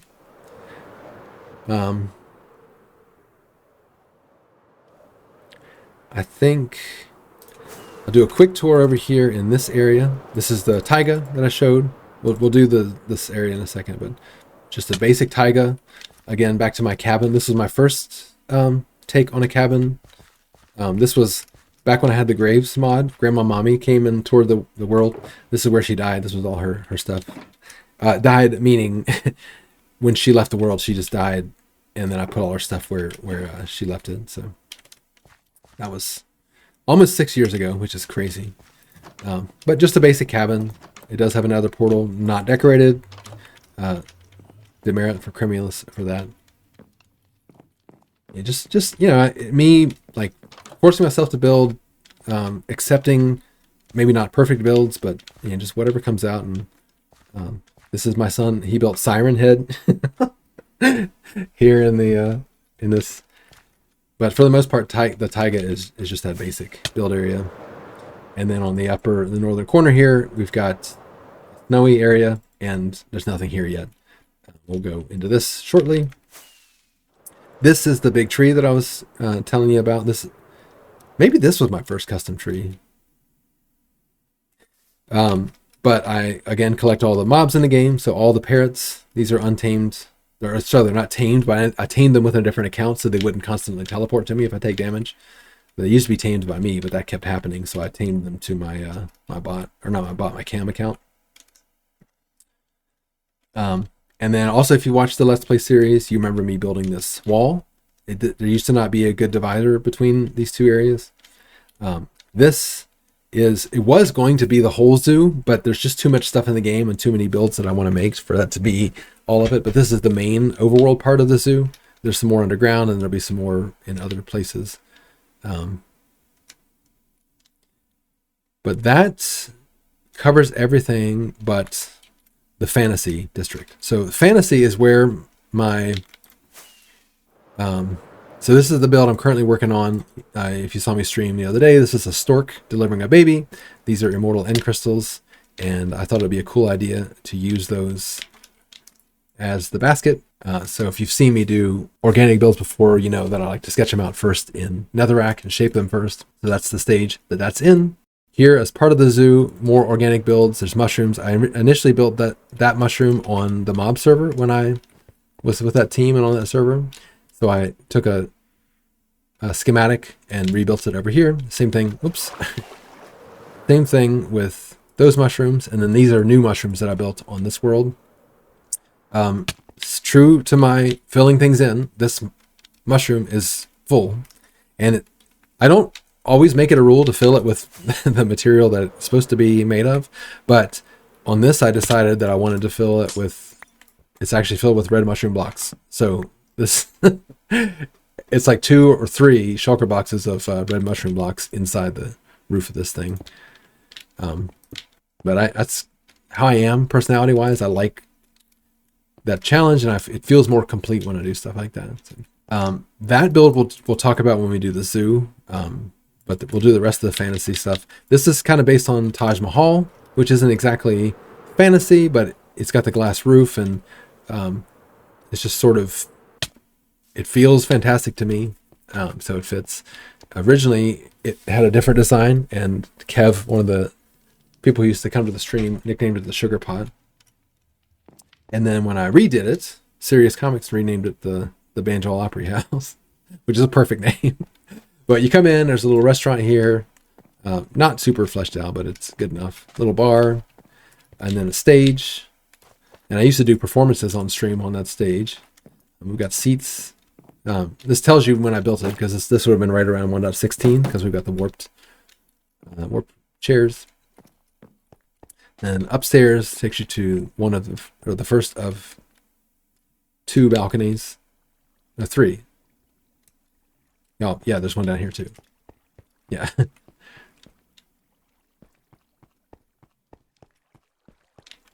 And a little chandelier, a little drippy in here. You might get wet watching a show, but it just tells you how good the performers are. Backstage, great timing. So first of all, there's a hidden passageway, like there always is. I love hidden passageways. So if you're a performer and you need to get to here, you can jump through this painting, or if actually back here, you can follow that hidden passageway through this little back room, across this balcony where you can get a nice view of the world, and then back to the stage, do whatever you need to do here. Backstage, this is where I used to have a stream redemption for, I used to always carry a banjo around with me because I play banjo in real life. So these people would retire the banjo for the stream, and this is what people chose. I'm not going to look too much at these, but pause the video.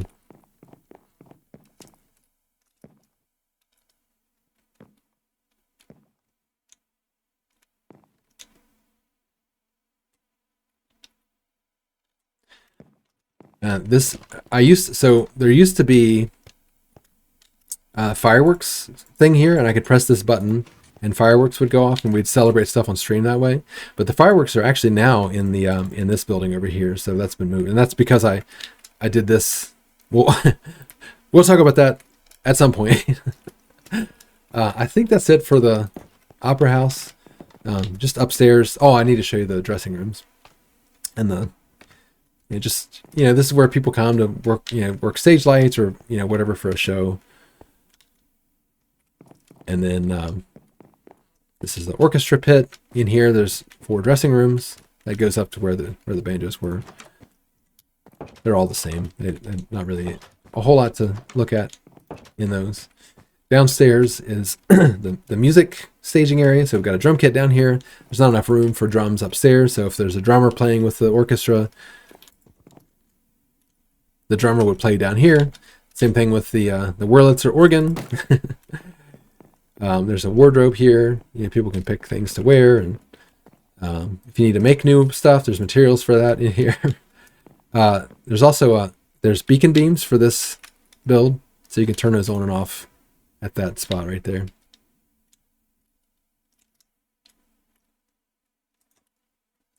Just a thing that I thought I would like when I added it, but it always looked obnoxious, so I usually keep it off. Yeah, so that's the Opera House. This next one is a massive build, so it's going to take a bit to get through it, but it's my smelter. If you saw my Let's Play series, you'll remember me improving it some. I've improved it a lot since. I actually just recently built this roof on it, and that was on stream, or a lot of it was on stream. So a quick view of the outside. But I used to just have my smelter in it. And again, back to my philosophy, I want things to feel like they're intentional. So I want this to feel like a real church. You walk in here, it's a bulletin board, decorations and stuff, little inspirational signs. Effort will elevate, kind of stylized. The idea of this church is that that fire is, actually I forget. Somehow, I don't know, fire is life or something. Back room over here, just exit out to this kind of garden and walkway. We'll see that more in a second, I hope. You remember me? Yeah, I'm sure you do. I worked this was almost all on stream, I think. So this is the main entrance foyer, and this takes you up into the actual, what is this called? Pipe organ. And just an office back here. This actually takes you to a smaller smelter. So I have a big smelter. It's 144 furnaces, and that's designed so that I can smelt an entire shulker box using one blaze rod per furnace. It's 144 times 12 is 1,728. But if I need to do smaller amounts, this is a smelter in behind the pipe organ, and it burns doors, and that's kind of lore for the church. Like, I don't remember what it is now. I'm trying to get through this quickly. So, but you put items in here and they come out here, and it's a mostly not very wasteful. What is this called? Anyway, I like this build because it smells like a church when I walk into it, like my brain. But this also doubles as a museum. So not everything, but most like rares in the game or retired things I'll put now in this. So this you can't do this anymore, but you used to be able to create these broken stems using a fast clock and dispensers. So those are preserved here now. This is just the church is meant to be open to influence from any kind of religion. So you see, like, again, because this whole world is a stream of consciousness for me. So this is like a Buddhism sort of throwback, or not throwback, but like reference. It's a bulletin board. There's stream redemptions here. People named all these things in here. I guess I'll go through every one, just if someone in the future wants to see them all, or if you named one and you want to remember yours.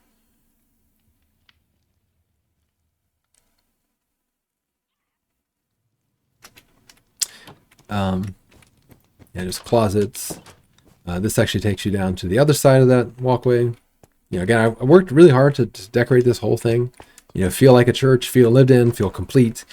Again, back to this garden area. We're walking around. Some sort of Buddhism. Like, just I feel like I'm not religious. At least not in. I don't have a faith like that I believe in. Religion to me is a more generic term, so a person can be religious and not believe in any higher power at all. But in that sense, it's not. But but I've still experienced things from pretty much every religion in my whole life. And so I want this world to reflect aspects of my sanctuary. Yes, that's the word I was trying to think of. Thank you. So unfortunately, the build still kind of just hides the smelter, but that's okay. I made that feel kind of lived in as well. So the basement, this feels like a basement to me, but this is the shulker loader. Items come out from these droppers, and you get to watch them come around into the shulker loader. Again, just a basement. I've got little like racks of folding chairs and tables. Same thing on this side. We, of course, you can see the furnaces, and then it connects to the nether fortress. And like I said, I want everything to feel intentional. I want to feel like, I don't want things to just be hidden away. If it is hidden away, I want it to be an obvious reason. You know, hidden doors and hidden passages, that makes sense. But in terms of like, oh, I'm just covering that up because I don't want to deal with it, I try to avoid that, at least for new things in this world now. So this entrance is the one where you would actually come in to use this. That was where we started the video, right at that spot. And this is a 3x3 piston door, the one I use, the Jeffrey Jew one that I use pretty much all of them. I think there's more compact ones now. It doesn't matter. That's the one I like, and that's the one I use. You come in here, you come up to the office. Maybe a pretty steep staircase for an office, but you know, someone's working here. Got a little copy machine, and files and whatever, and then back up to the sanctuary where we were before.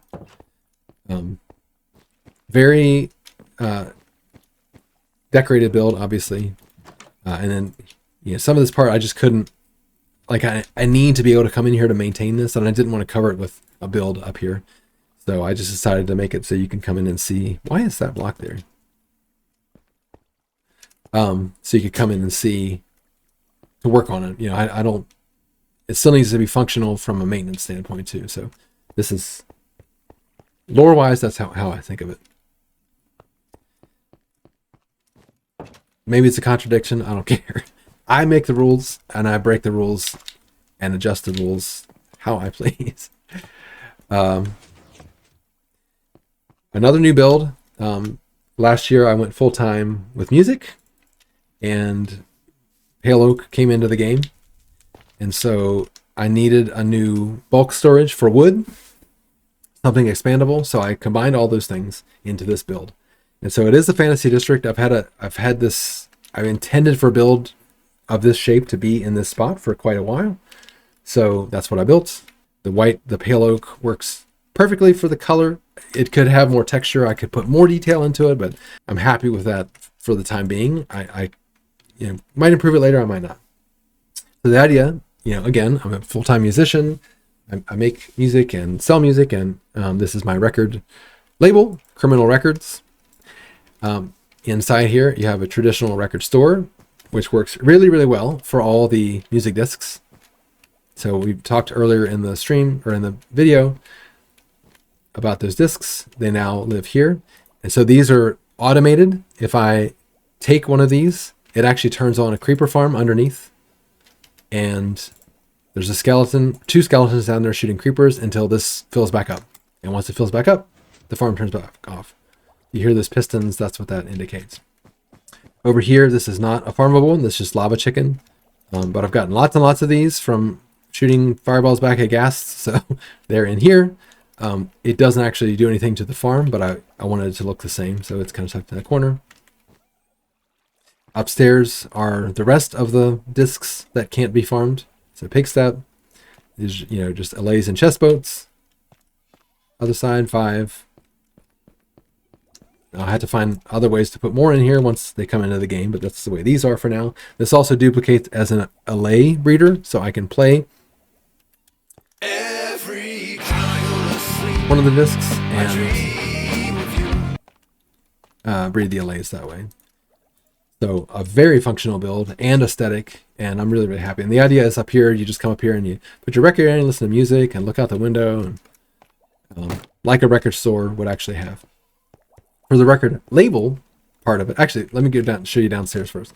So this is obviously employees only, cash register. This This is the farm that I was telling you about. We've got skeletons, and they're when this farm turns on, creepers can spawn in there, and they'll try to shoot at the golems, but the arrows can't get there, and they kill the creepers instead, and then farms the discs. And underneath here, for each disc type, there's an allay sorter, grabbing those discs, putting it into the appropriate water elevator into the minecarts we saw upstairs. And these are just here to block the sounds of those no blocks, because we need to keep those playing constantly for the allays to work. All right, upstairs is the actual record label. So you have to get wet, but you land at the executive HQ here at the desk, the reception. You got a little balcony. You can look at the whole world. It's just very luxurious, like a record label would be. It's designed to show that kind of class and whatnot. To go to the actual offices, you come upstairs. You can go to the studios. We'll look at all those studios because I put a lot of time into those. And then offices, we'll look at those first. Just another reception desk, office, nothing super fancy. We won't look at all those, but we will look at the studios. So this is just a lounge between the studios. Studio 1, and these are in the order that I designed them, I think. More kind of an old school studio vibe. Got a drum kit in here.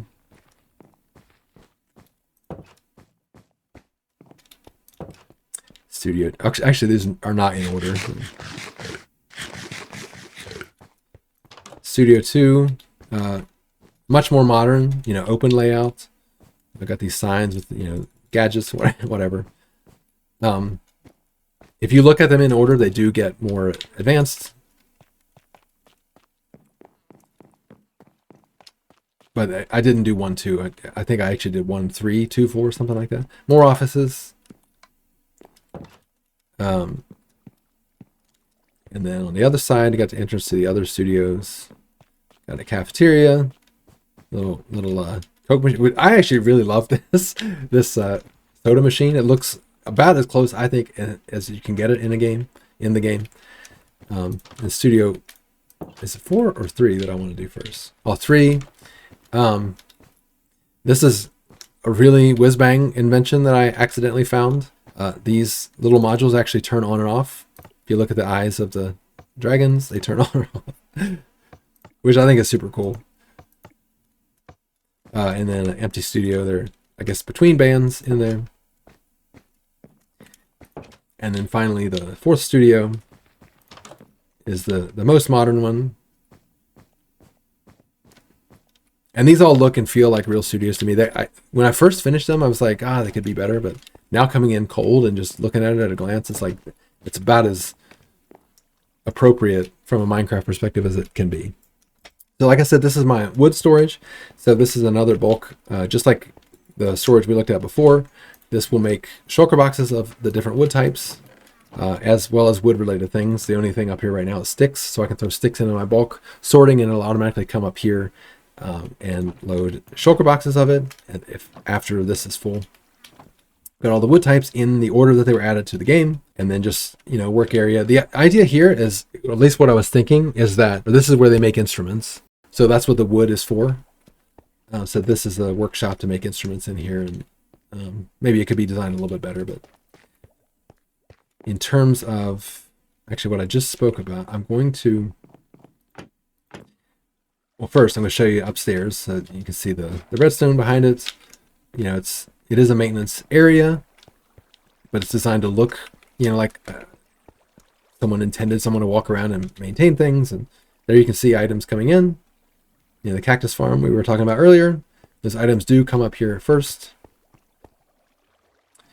So my whole world, and I'll show you this now that I'm thinking about it. I've got a system of water streams underneath so that I can just drop items from most places in the world. There's somewhere nearby that I can just drop items, and they come down into these water streams and make their way all the way into my storage system. And how good am I going to be at okay, so this is the main place. This is part of the, obviously, the other fortress that goes underneath everything. All the items come into here, and they go up this stream. That's very well timed, cactus, into my base. And so this is a buffer. This will hold a bunch of items, and they all get pumped into the at hopper speed into the sorting system, which first goes up into the place we just were. Right, so this is the bubble elevator right up to where I'm standing. Those items come up into here and work their way around through all those filters and then back down this way. That's actually the cactus we were just looking at, or some of it. And then to the storage down below. And eventually it ends up in an overflow. It's like, oh, we didn't have a sorter for that. And I'll show you where that is in the base.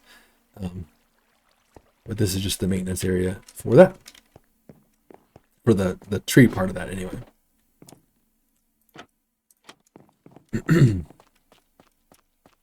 Okay. So then when we're done, we go back down into the lobby. And drop down into the record store and then back out. Okay, so now, finally, back to my base.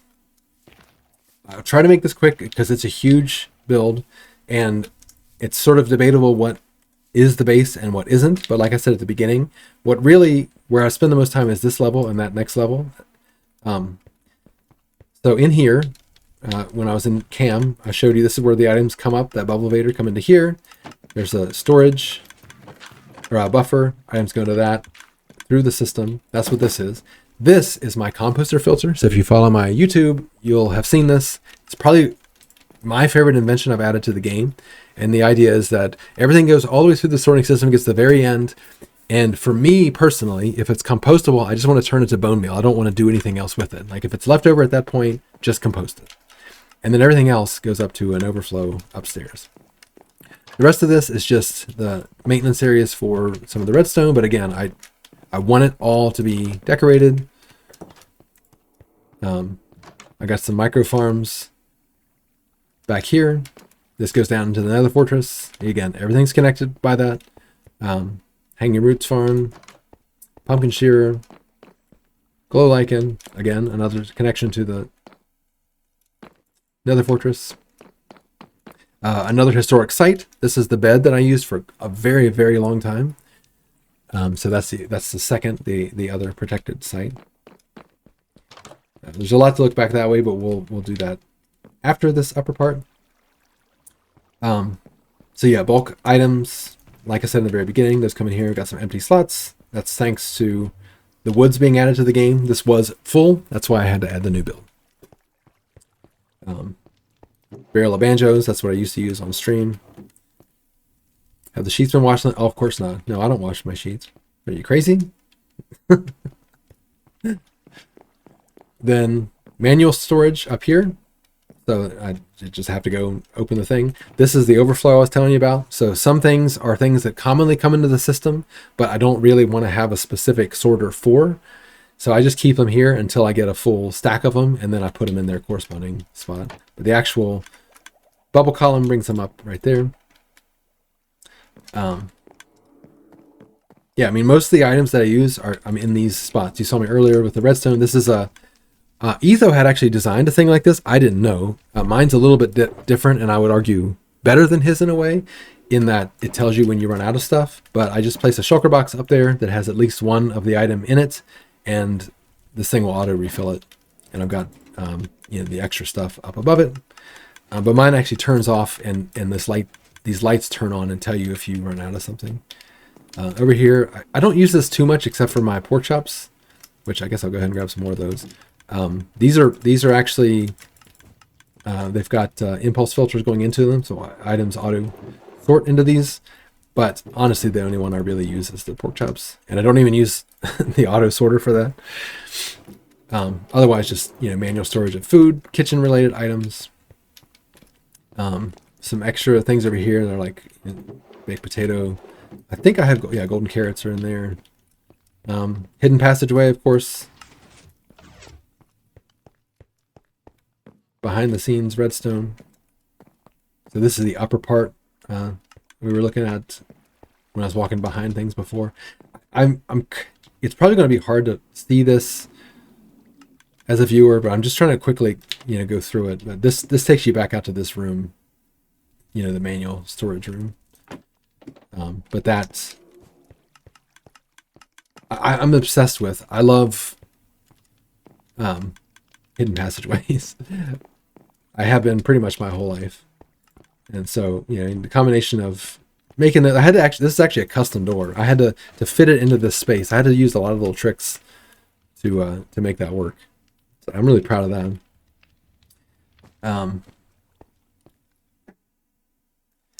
Did I miss anything here? Everything's pretty interconnected. This takes you back down to where, to there. We'll go down here after all this is done. But this is where the extra netherrack goes, because I've got tons of that. A space that I sort of decorated, but there's nothing actually in here yet. It's for something at some point, but there's nothing to put there.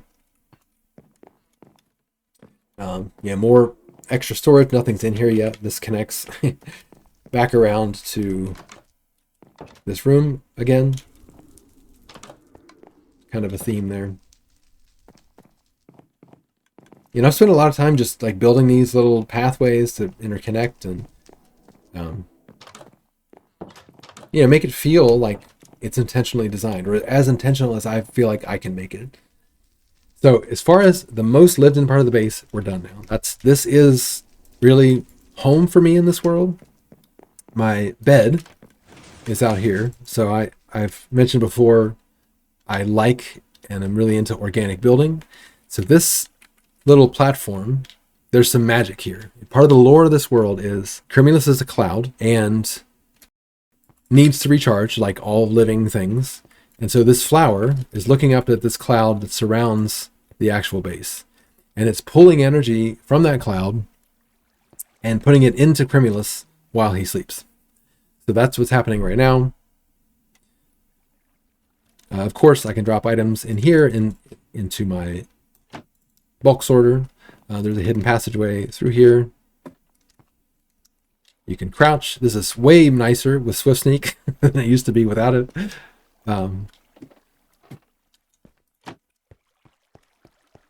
But that's what the base looks like from the outside. Some have called it the wedding cake. That was not the intention. I was trying to build something sort of inspired by the Burj Khalifa, and this is what came about. I mentioned the organic build before. This is inspired by Falcor. This is the very, very first, maybe second. I think I was right about the enchantment table. It was the first organic build, but this was the first like full like animal type build. And I actually had to move it. It used to be further down, but I moved it up. I forget why. Oh, the cloud. I wanted it above this cloud when I added that later. So that's the outside of the build, the wedding cake, the flower, and the idea is whatever magic is in there is causing it to hover above the water. So I built this thing that makes it look like the water's kind of being displaced. And yeah, so let's go up through the rest. The door, it assumes if you're coming from this way that you must be Cumulus, so the door just automatically opens. Continue upstairs. Obviously, like I said, I've tried to decorate everything. This is just a bypass tunnel. This is the boom room. So this has all my farms. It's supposed to feel kind of like a factory. It has all my TNT, or a vast majority of my TNT-based farms. So I've got the universal tree farm. I've got a concrete converter. So you just go up here and you stand here and place concrete. It goes you stand right here and place concrete, and it goes past this waterlogged leaves and turns into concrete, eventually coming down through here, triggers TNT to blast, and it's just an exit to go back outside. We'll see that other side of it in a bit. Basalt generator, cobblestone generator. We've got a mud maker, so I can fast place dirt right here, and it converts it all to mud. That goes into the TNT thing as well. I think that's everything. We'll go around the other way, but we'll see everything this way too. Just an exit to a one. It goes down back into this room. This is where I store the coral. I actually forgot to mention this. I collect tropical fish. So lots of those in there. Collected all the Nautilus shells. They've ended up right there, or Nautilus armors. The dyed items are all here. So I've got a shulker box of the dye, but then all the powder and concrete in this corner. Terracotta, more dye for this particular thing. The glass and the wool I keep in those next to that. And then the loom room. This is where I made all those alphabet banners before. So we just were in the boom room. This is the loom room. And so I've got all the patterns and dyes nearby, so I can pretty easily craft banners there. So we'll go back right back up the place we just came from. But this time we're going to go around the boom room. This is the bypass. I think these were the first pillager banners that I got in the game, so I hung them there. It just takes you out by where the basalt generator was. Next level has some more automated farms. Actually, first, this is a sort of side thing from the boom room, and this is where I've got my chorus flower farm. Another one of my more popular YouTube videos. That's embedded in this spot. I don't use it a ton much anymore, but obviously, like every farm, it's useful to have when you need it. Up here, we've got bamboo farm. I have more than enough bamboo, so these are currently turned off. Turtle egg and scoot farm. Honeycomb. Specifically honeycomb farm. I've got a honey bottle farm elsewhere. Obviously, scoot farm. They poop these things out like crazy. And sugarcane, which provides more than enough than I need for this world, because I've got this loaded all the time. Up here, we've got villager farms. This is one of the examples of me trying to make things seem more humane. Obviously, the villagers are trapped in here and they're kind of enslaved, but it feels, they've got fence gates. It's like they come to work here and come do their thing, and then they can go home. Those are supposed to look like beds, but if I use actual beds, they breed somehow. So I end up with all kinds of villagers in here. It's annoying. I actually have a command block teleporting baby villagers out of here because for some reason, these guys still think they have beds. I don't know how they think they can get to them, but they still breed. So I just teleport all the baby villagers that spawn near this command block out of the world. So that's currently running. I've got a cocoa bean farm. You just plant cocoa beans there. It's a little faster than the manual one we saw in the old base. Further, by the way, it took me a long time to decorate. Like, none of this part of the base used to be decorated. I put a lot of effort. I mean, hundreds of hours probably into decorating all through here. So here we've got the bee farm. So when I first built this, I wanted it to feel like you were in like an actual beehive where you've got the honey, the like levels of honeycomb and bees flying around. And so they pollinate in here. It's dark. Can I get out? Yes. This particular setup lets me come in here without the bees being able to get out. But that's connected to the farm also on my YouTube channel. We're not going to be able to see it as well from this angle. This is the bottom part of it. I'm going to continue right here. We can see the same thing from the top. Again, tinted glass is such a great addition to the game. But if we go up in here, I have another tree farm up here. So this is supposed to be like a maintenance area. You control things or whatnot. But back through here, we can get to at least part of the... down here. Now you can see the honey bottle farm. So if you've seen my tutorial, you've seen how it works. I had to make, because of my beacon, I had to modify this a little bit. This harvests the honey bottles. They go into an auto crafter. It used to just put bottles into a sorter, but now we can actually craft them. So this makes honey blocks and recycles the bottles back into the system. So I'm constantly making honey blocks. It's not really super fast, but it's good enough so far for what I need. And then back here, there's another tree farm. We'll see this in a second. This is sort of, I don't know, just science labs and stuff behind there. No stuff with honey and I don't know. just decorating, making it, again, feel lived in.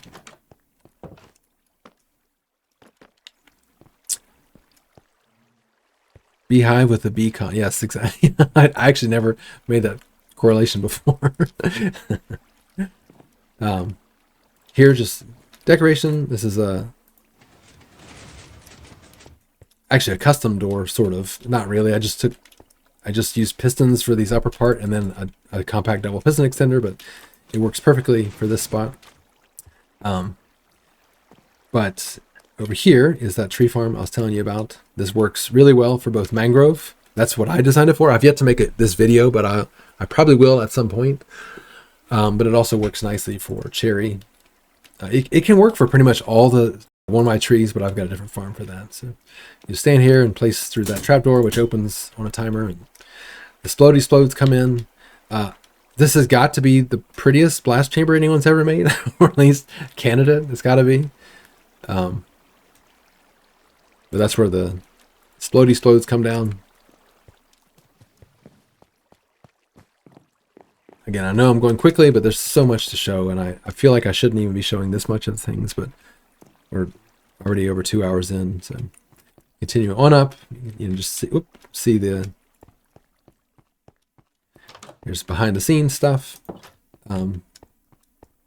Just continuing. Again, I wanted it all to be decorated. This corner is just kind of a dead end, but it's like stuff tucked away, like a little attic or whatnot. More just stuff tucked away, more behind the scenes for the tree farm, or maintenance. Not even behind the scenes, maintenance, right? You have to be able to go and work on it. And then this is the last decorated part. So for now, this base cuts off right here. There's a lot more that could be filled in, a lot more. But I decided that's just an open area for now, and I'm okay with that. This area.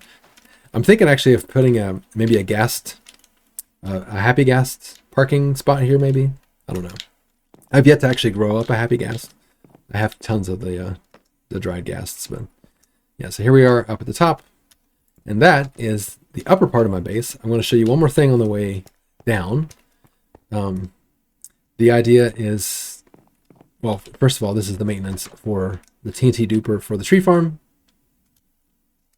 But also, there are visitor cabins, little beds for people to stay, or those villagers that are working in the farms. Maybe they can sleep in these rooms.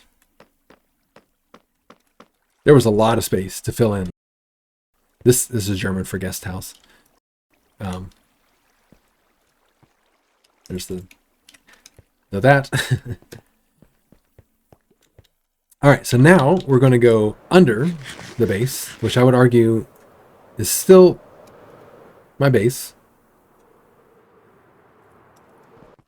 But I mentioned before that I wanted to recreate all the biomes. So initially, my portal is down underneath the base here. This is sort of a new thing. I've got one of the new Endermite farms here for XP. I was just using a nether mob farm, but enchanting room. This is the official one for my current base. I don't really use it. I mean, enchanting is kind of an early game thing, but if I ever want to, it's right there. And this continues down into quote unquote the nether. So this opens up underneath that my bed. You can also walk out here and see opens up to more stuff down below. We'll see that very shortly. But initially, this was only came in on one side, and that was over here. And this was just a little nether tunnel down to my nether portal. Then when 1.16 came out, suddenly there were more nether biomes. It's like, well, I've got to make all those. So I dug all this out, and I built biomes down here. So we'll take a quick scan through those biomes. We've got the warped, and you can see all this is connected by nether fortress.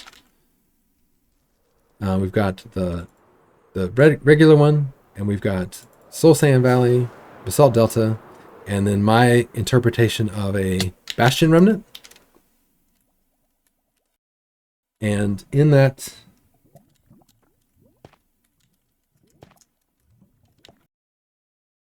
there's a lot of lore that's going to happen right now. Okay, so this bastion remnant, obviously there's a little drawbridge thing here.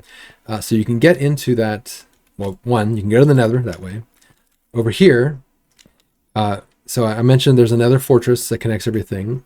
In this world, obviously wither skeletons and piglins hate each other, but for some reason they appeared in the overworld here, and the Balrog, so the actual thing from Lord of the Rings, is a big lore thing in my world. There's one in the nether, or there's going to be one in the nether. And so this is a little peace garden where the wither skeletons and the piglins would come and discuss their strategy of how to like deal with this Balrog. So this is the entrance into that room. I guess I should look at it because I don't know if we'll be back here. Did this one on stream too, I believe. But obviously that connects to their bastion. They've sort of got like their equivalent of this fortress where they've got this entrance this way. It sort of funnels, it's supposed to be a heavily guarded thing. So they want to funnel any intruders into tight spaces. This is actually a farm. So again, if you see my YouTube, you'll know I've got a nether stem and another stem farm. So if you want that farm to run, you can stand there. TNT dupers up here, maintenance area. And this takes you out on that balcony overlooking everything. All kinds of stuff sort of tucked away. This goes back down into the bastion. This bastion is crazy on the inside. So I'll show you that. We got a little hidden spot here in the corner. The idea is some extra valuables are in here. Something like this is the special, maybe this is the main keep or something. I don't know.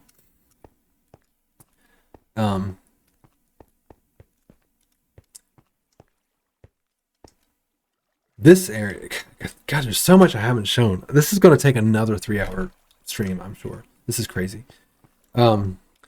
This connects to a moss farm. You can probably guess where this kind of is from, but that's how you. That's just so you know. This connects to my moss farm, my main moss farm. Just decoration here. The idea is like, okay, somehow they're creating gilded blackstone by pushing gold ore blocks into blackstone. So just again, decorative. You go further down in. This takes you over to a stash area. It's a fortress, so they're hiding, they're guarding valuable things. Again, back over to that entrance we came in. This is where the AFK spot was. So you can also go around this way and go down the stairs. This is the actual blast chamber for the trees, and just more decoration. Back to that platform, we just saw this. Further down, items from the farm will drop down through there. More decoration. Winding our way around. This is that little area. There's a word for this kind of structure in a castle, and it's escaping me right now. So it starts with a B, like a biz something B. I forget what it's called. Again, it's just a fortress. Down here is redstone for the farm, but the maintenance area. But it's all kind of tucked away, and again, it's supposed to feel like someone's actually using this thing. It's not really necessary to show me all these or show you all these little places, but it's just I put a lot of work into this. This took me a very, very long time. I'm not really sure why, but it just this is it's supposed to have a lever somewhere. I don't know where I moved it, but it's just a way to get out onto that drawbridge we saw earlier.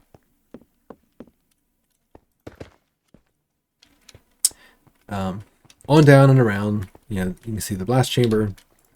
That all funnels into my bulk sorting system. And then down to I said the other was the main key, but this is like the second main key. Lever or lever, yeah. Lever or lever, you never gain way. You better hit the bullseye, kid don't play. So yeah, this is the super valuable stuff down here. It's got the portcullis and this leads down to that area I was talking about. So both the Nether Fortress and the Bastion Remnant have a view of the end, right? So there's somehow, I don't know yet how these worlds are being brought together, but a big part of the lore for the end in this world is going to be birds.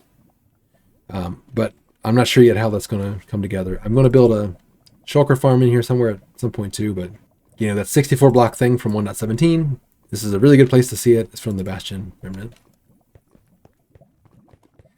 So now we're going to go over to, actually I'm just going to fly. That way we don't have to go through the Bastion Remnant again. Elytra check.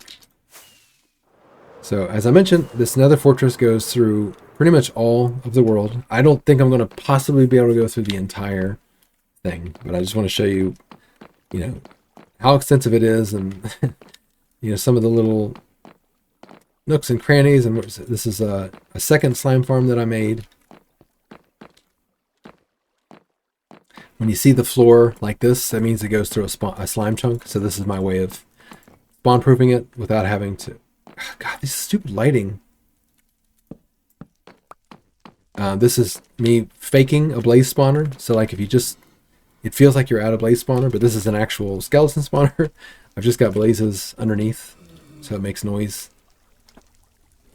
This is this water channel. I'm going to eventually make these. This is a new, it used to be these were just one by one holes for the items to flow through, but I decided I want to make it into a sewer system. So we'll do that eventually. I started that to some degree, but like I said, this fortress goes through the whole thing. This goes back out to the big area that I dug. I'm going to get lost in here probably, but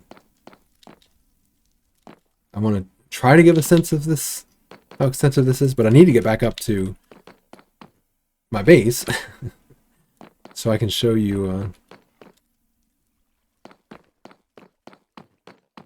how it connects from there. But this was the room I showed you earlier. All the items from the water streams, they all come into here and then go up to the base through the water stream. Oh, I definitely will get lost. I mean, anyone watching this tour, like I'd be shocked if you can somehow follow all of this. All I can really tell you is this fortress is really expansive, and I intentionally made it difficult to follow. Like you kind of, like if you want to go left, sometimes you have to go up and right and then right and down and right to go to that place. This is the best view you're probably going to get of the overall thing, but it connects just about everything. So I'm actually going to fly back up to where we started again. So this is the nether biomes. There's a special biome over there, and you can kind of get a peek at it, but I'll show you that through a different path. One quick thing down here, when Amethyst came into the game, all this terrain was pre-generated, so I didn't have an Amethyst geode. So I came up with this idea to make a crafting recipe to make amethyst thingies, the growing thingies. And it's an expensive recipe. It takes a deep slate emerald ore to craft it. So I crafted it and I made a farm that was perfectly optimized. It used slime blocks and I got lots of shards, but I eventually decided I didn't like that solution. I felt like I was getting more shards than is reasonably attainable in vanilla without some more effort than I put in, even with a crafting recipe. So I went into a new world with the same seed as mine, and I found where a geode would have generated. I took a schematic of that and I placed it in my world in the exact same spot, and then dug it out and built it from the schematic using that recipe to create these the budding amethyst blocks. And then I dug it out and built the farm this way. And there's actually only a few, just these buds that are close to the ground.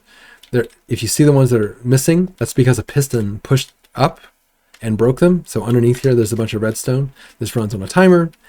When that timer runs, the allays come and gather the items it found. There's one for every type of bud in here. So the full, the medium, large, and small, and then the shards too. So if I break this block right here, it will eventually grow back, but also this allay will come grab it, and he'll come take it and put it there. There it goes. Finally. And that goes into my sorting system. And so the only way to get to this is actually through the nether, or well, apart from that little passageway. But I just wanted to decorate this like underground kind of well, and yeah, this one is actually an actual farm. But it's mostly kind of decorative. This is just a maintenance thing to get down and work on that redstone. And if you see this is all lit up, it's because of that hidden torches data pack that I've got. So we're going to go back up here and start at my base and go downward. So this is, we came through here before from I've got lots of shulker boxes of netherrack right here.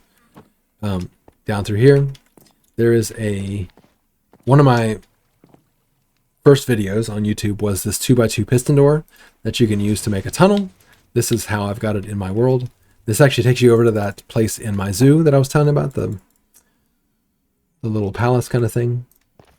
But as you get down the stairs, we've got this sign thing, which I've got a YouTube video on how to make signs, maybe not exactly like this, but custom signs like this.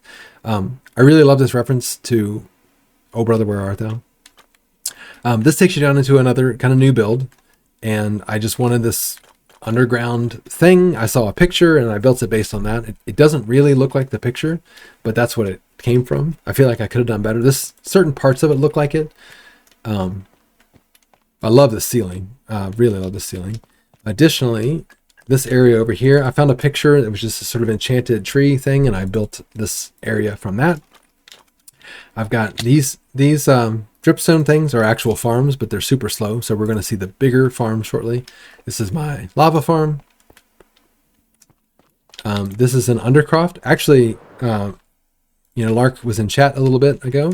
This is partially inspired by him because he's got a big undercroft in his world, and I loved the feel of it. So I was like, I want to build my own version of that. Unfortunately, it's not actually under anything. And the only purpose it actually serves is this is where I moved the kelp farm to that I was telling you about earlier. So the kelp farm is in here now. I get lots and lots of kelp. It's still not a crazy amount, but I'm getting enough. And eventually I'll put something in here, but I don't know what. I just wanted to build that. Yeah, nothing else hidden off of that except back this direction. So through here, well, first of all, I've got a ton of glow squids in here just for the purpose of ambience in this area. Make this feel more magical. And I think it feels magical. But then back here, I've got I forget why I chose bamboo in here.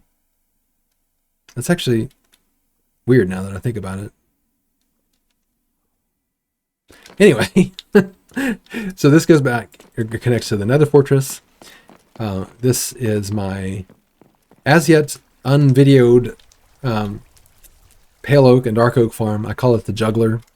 I'm not going to show it to you on this video, but this is how I've integrated it into my world and decorated around it. Behind it here is my creaking farm. These are all name tagged because if they weren't, they spawn over, if I'm trying to farm trees over there, they spawn on the trees. So if I want that stuff, resin, this is how I get it.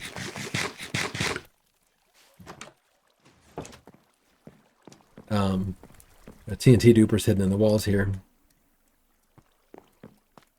If we continue down into the nether fortress from here, this is just a hidden door. I work on it. There's a farm for this. If I break that, more grows.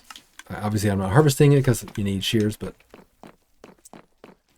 so this takes you out into what I call the Forbidden Lagoon. I'm going to look down as we go into it. So this is off the nether over there. This is a custom biome that I made. You're not super special, but I grew warped trees and then replaced the stem with the mangrove roots, and then I replaced the tops with sponges. And then on the roof is tons and tons of dripstone. And the idea is that like this is in the nether, but it's the forbidden lagoon because you can't have water in the nether. And if I could get water in my nether, I would totally build this there. But this is a functioning farm as well. So for one, it's a very, very, very, very, very, very slow glow ink farm. But every 13 or so hours, there's a flying machine up here that harvests the dripstone. It all drops down into the water. The water is at an angle, which you probably saw. But eventually the stuff flows to the top, flows down under here behind these black maps, and into my water streams and into the bulk storage, and into shulker boxes. I don't think it's necessary to show much more of the nether fortress, apart from there's just a lot of it, and it interconnects, and it's crazy. So we come back out here, and I think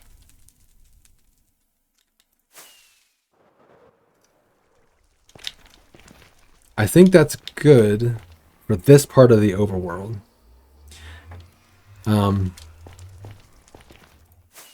Yeah. So next we're going to go to the zoo. Initially, that's the entrance. If you watch my Let's Play, there was a series that was Let's Go to the Zoo. So I'm collecting things over here to build things for. So these are all the wild dogs, the cows, frogs, endermites. Those weren't too bad. The endermites. Man, those were hard to get back in the day. The camels and the new camel husks. These are all just kind of stored here right now. There's that tree again. This way we've got the fish, at least the cod and the salmon. We've got the llamas all over here. Ocelots. We've got, this is a rare in the game because you can't do this anymore. These would connect, but that tells you where this was built. Woo at the zoo, that's right. I've been trying to breed up 5-slot llamas, so I've got a hidden area under here where to get into it you have to break that block, and it opens up this breeding area. And that is tedious, but I'm getting there. So that's where I spend some time when I'm otherwise bored. We've got foxes. This is actual berry farm as well. In here we've got phantoms. I think there's 3 total. Unfortunately, they just fly up at the ceiling, which is kind of annoying. But over here we've got polar bears, Coca and Cola back in the, well, that's Cola. Coca's in the corner. Bats. These were a serious pain in the butt. I think you can finally put bats in minecarts now, but you could not do that when I built that. This is the dolphin exhibit, but the dolphins keep dying, so much like the team. Squids and glow squids. Also, you couldn't lead these before. These were hard to get in here. These are new, nautiluses. I've just brought them over here to have them.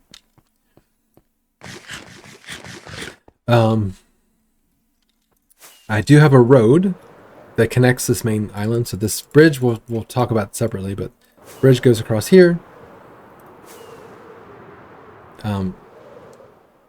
That's a fairly recent design. I'm using cauldrons to kind of make it look like iron I-beams. It goes around, you've seen before. I built this bridge on one of the last things I built on stream. And this was right before the bridge in Maryland got hit by the boat and fell down. And that was one of my inspiration bridges, which I think is, I had 3, and it was, it's a cool way to kind of remember that. This guy over here is a ghost ship. One of the things I've started to do is I take sunken ships and I bring them up to the surface, sometimes turning them, but then replace the missing pieces with the pale oak. So I've done a handful of those. There's another one over here. I think I've done 4. But yeah, back to the zoo. One of the things we saw earlier was the mushrooms. This is where the mushroom island is. Needs more and will get more work, but in time. A more recent expansion I've started on is in here. So I mentioned all the biomes. This is Dripstone Cave, or my interpretation of it. Got a tropical fish hanging out here. This is, again, I'm a visitor to the zoo right now, so this is where I'll come see lots and lots of things.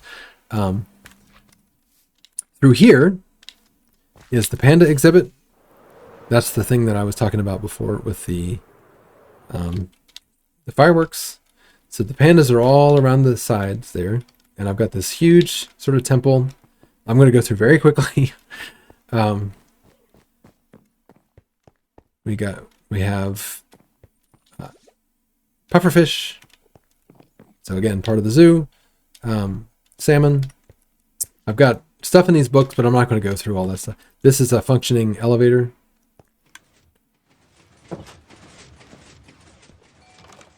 You hear it ding. I can bring it back up.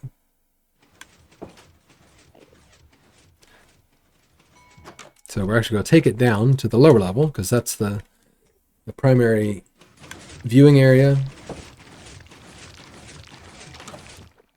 So this is our dude who runs the cash register, teller, no, not teller, whatever, dude person. So this is the gift shop for the zoo, for the panda exhibit. This is more of my custom signs that the video talks about. And again, just decorated. I've made maps of each of the panda types and described each one. I'm not going to go into all that. Just so you can walk around here and see the pandas. These are the roly-polies window lickers, because that's all they do is roll here and lick the windows. Lots of interior decorating. Vending machines. So we can continue on up. We've got winged animals up here. These are bees, which are not out because it's nighttime. These are all the parrots. Again, they're not tamed at all. So I just brought them here on leads from the jungle. Allays. And more bats. Yeah, pesky birds. A very dangerous end crystal, but I really like the way it looks there. Just the rotunda here. Try to make it look, like fancy old buildings. I don't know. Up here is more the research center, the science center. So we've got kind of different types of rares in the game.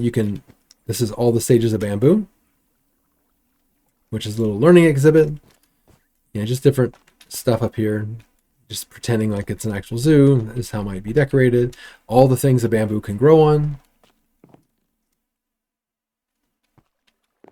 including suspicious gravel and suspicious sand. Bathroom. Information about cocoa beans. This is a maintenance. I forget how. All this goes down into the elevator shaft if I need to work on that. Melons. Jungle related stuff. Solve the ancient puzzle. Doesn't actually do anything, but it's just a fun thing for kids to play with. Up here is a little pressure testing machine. Replica of a bamboo press used to test the tensile strength of bamboo. Just me having fun. Like, this is the world, and this is an actual bamboo farm here. So if the other bamboo farm turns it into blocks, this one is to farm just straight up bamboo, and that comes out back here in the. Oh, well, you can see the shulker box here, but this is the lab. You got all these testing equipment. This is where they do all the work on stuff in this area. And then luckily we're here at night. I'm going to go upstairs while it is still night. And up in the attic is my fireworks factory. So I can stand, where's my button? Here. If I want to celebrate something now in Aglunata, like let's say it's somebody's birthday, I can press this button and this fires random fireworks. Unfortunately, that's all the higher they go. It's kind of annoying, but there's a firework randomizer in there. Eventually, I'll hook this up to autocrafters because I built this long before autocrafters were in the game. But that's what this attic is here now. It's a fireworks show for the server. And then there's a hidden exit and entrance here. So, looking at this build, we've got the yin and yang here. But if I'm up here already, I can just activate my elytra and it opens the door. I can go in. And then same thing to get out. So back over to the rest of the zoo. This will be the huge expansion area. So eventually this will go further down, but it's stopped right now. But now, like I've got an idea for a couple things down here. I guess I won't go too much into that, but you can see where the old branch mine came through. We were there earlier. This is where I've got a lot of my jockeys saved up from Halloween. Sorry, not jockeys. These are just zombie villagers. So they'll be stored. They're stored there for now, and eventually we'll put them into an exhibit. One of the few other completed things for the zoo is I've got the spider exhibit done. For some reason, I think, let me take off my... No, I was able to go in there before and they would not attack me. I don't know what happened, but maybe it was a bug and the update fixed it. But anyway, you can really get up close and personal to spiders here. You can also see them from above. You got regular spiders. And then there's the nether side. This is for... Yeah, happy birthday. This is for the mobs that I can't bring into... Or it used to be for ones I couldn't bring into the overworld. So jockeys in particular. But you can bring those through portals now. But I'm still leaving them here in the nether. They all like to bunch up in that one spot. But these are all my like Halloween Strider jockeys. And I've got them all there. You just can't see them. We've got Hoglin, which I guess I need to bring another one in. And then I've got the same thing for these. I want 2 of everything. So we've got the baby piglin and the piglin brute. And this is a recent upgrade too. I built this area. That's actually, I went and grabbed a schematic of a bastion and used it there. And on the outside, I'm not going to show you too much of the hub right now, but the outside, this is in my hub. I decorated that as, this is actually, if you take a negative of this picture, it's an actual, you have to darken it some, but it's a Boo from Mario. And again, lore-wise, that ties into my specific nerdom and interests in life. So just a little Easter egg for anyone interested. And then the only other part of the zoo to show is I've got, you can actually hear it probably. I've got a lot of these mobs stored up here for building exhibits around, and I've got a lot of work in my future. Originally, I was going to put them all up here in little cages like this, but I've just decided I can do better, and I want to do better. And so at the moment, this is just a holding area. This is probably the rarest mob I've got. I really want a jack-o'-lantern head one, but slowly I'm chipping away at it. But just an example of mobs I've got waiting. I actually have drowned jockeys now. I didn't realize you could get them in vanilla, but I have those. And I've got zombie villager jockeys.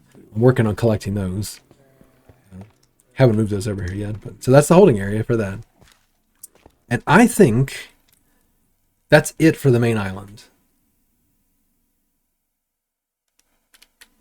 So I'm going to quickly go over Hyrule. So this is another one of my original organic builds. Maybe that was the first one. Well, actually first. So my ex-wife actually built this bridge, but she just put this part, the cobble and the stone bricks. Then I came in later and decorated because it was just held up there and nothing was holding it. And I wanted it to feel realistic. So I built this sort of Crimulus interpretation of a suspension bridge, which I think is very, very cool. And that's the entrance over to Hyrule.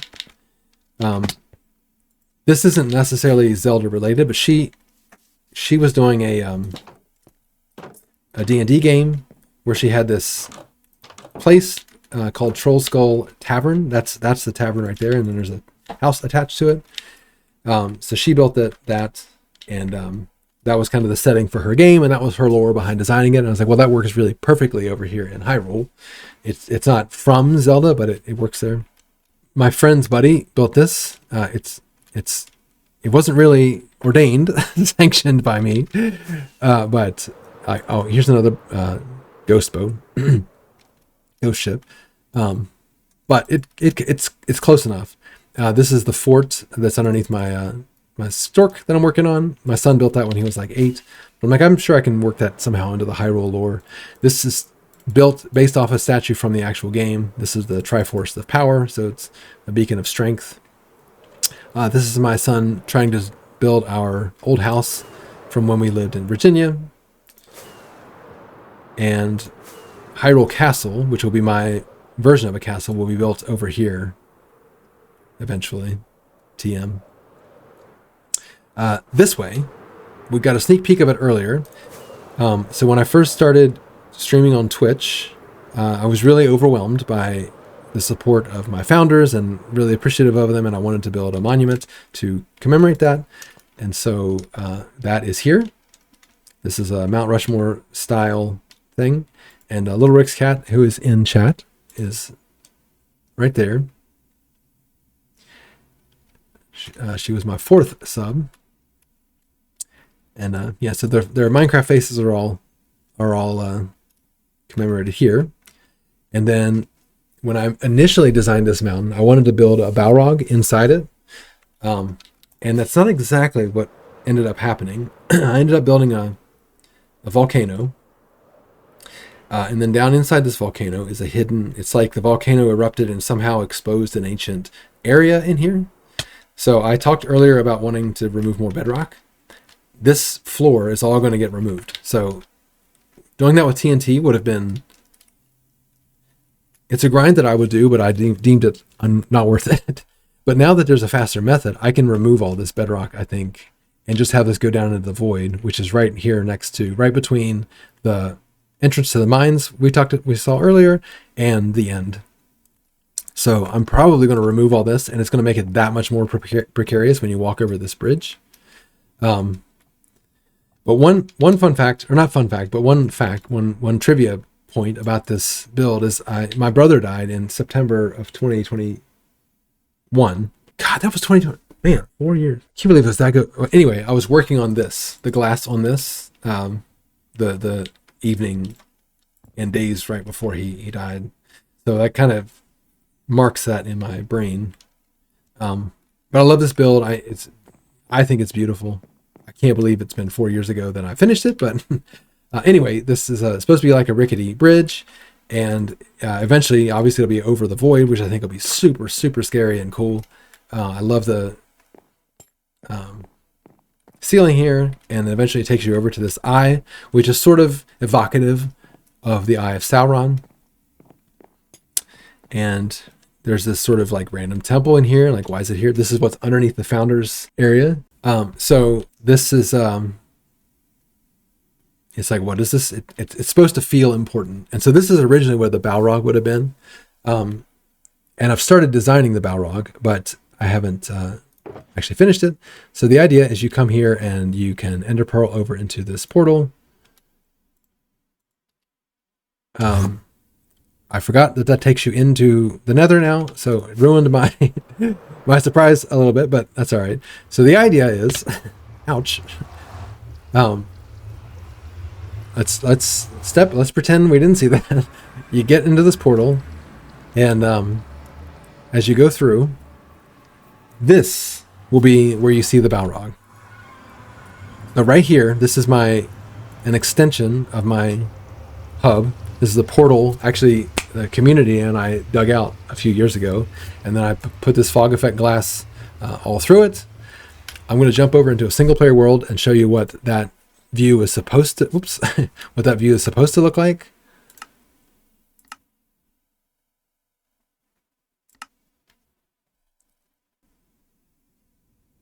Okay, so I'm looking down so you don't see all this stuff.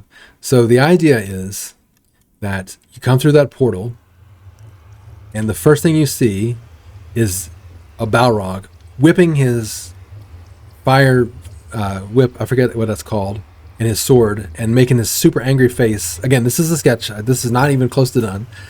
This is one of my next projects, but you can see the idea. When you come to that portal, this Balrog is just angry as hell at you. And I can't wait to finish this build. but that's the vision you'll see. It obviously won't be made of leaves. I don't understand why people don't understand that intuitively when they watch a video, but just so people are clear, this is the sketch. This is the shape, and giving me an idea of what to see. Inside that Balrog will be a fortress farm, because there was another fortress here. That's why we dug out the perimeter here. But yeah, that's what you'll see when you come through this portal. So back to the Nether hub. Once upon a time, I saw these big projects that people were doing, and I was like, I want another hub. And so I dug out this, what I thought was a big area, not a leafy battle. Yeah. And then I had portals, from where I'd created them, and they were just hanging, and that was kind of the idea of this room. But this is my hub now. This was the first bird that I built. So I built that in 2020, which is hard to imagine, but that's almost a 6-year-old build. I still have hanging portals. Some have changed a little bit. There you see the boo. And then I've got another tunnels coming off of it. This is actually a very recent build. This is the painting museum. So first and foremost, it's a way to get around the Nether hub on foot. But as you go through it, I've got all the paintings from the game in here, and then the text from the wiki explaining what they are. So you can learn all about the paintings, when they were added to the game. And obviously, I've done a lot of decoration as part of this too. This was not a quick build either, but these are in order that they were added to the game.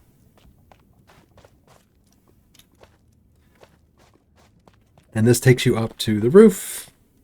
I'll keep showing some, but like I said, I don't want this tour to be 6 hours long, though it might end up being anyway. So I'm trying to just be as quick as I can. But holy cow, was this a long build? Just to show you a quick hint at the parallel, there's also another fortress connecting a lot of the stuff in the Nether. One difference is that I don't want stuff spawning in here, so I had to make the floor out of slabs. So I had to come up with sort of clever ways of giving the same appearance. So this is actually a stair wall, or fence stair. But otherwise, very similar to Nether fortresses in the overworld. So yeah, all the paintings are in here. That's just a decorative, it's like a museum. Museums have things just around, like random stuff for decoration. You'll see throughout the Nether hub, there's ender pearl stations, so you can get around if you don't have an elytra. Another connection to the Nether fortress. Continuing on up into, obviously we're in the most recent paintings. And then up and up and up. Finally into the last room. I don't necessarily love the way I built this wall, but I was in a hurry and it's fine. I love that color combination, the nether brick and the cherry bark. But yeah, continuing. Did I put a hidden? No, there's not. We go up through the bedrock, and then on the very outside, the only build that I have on my nether roof is a haunted mansion, and this marks the foot traffic way to get down through the hub. To get to the staircase, obviously you use this hidden passage, but there's a house itself. It is decorated, not necessarily a lot, but it's all decorated. And down in the basement, there's some random thing, and then you can drop to the bottom really quickly, or use a minecart elevator to go up to the top. And if you look at the bottom of the screen, this is one of my favorite little details of that. I'll do it again. But I put, there's 30 carts to take you to the top, and so you get a progress indicator of where you are.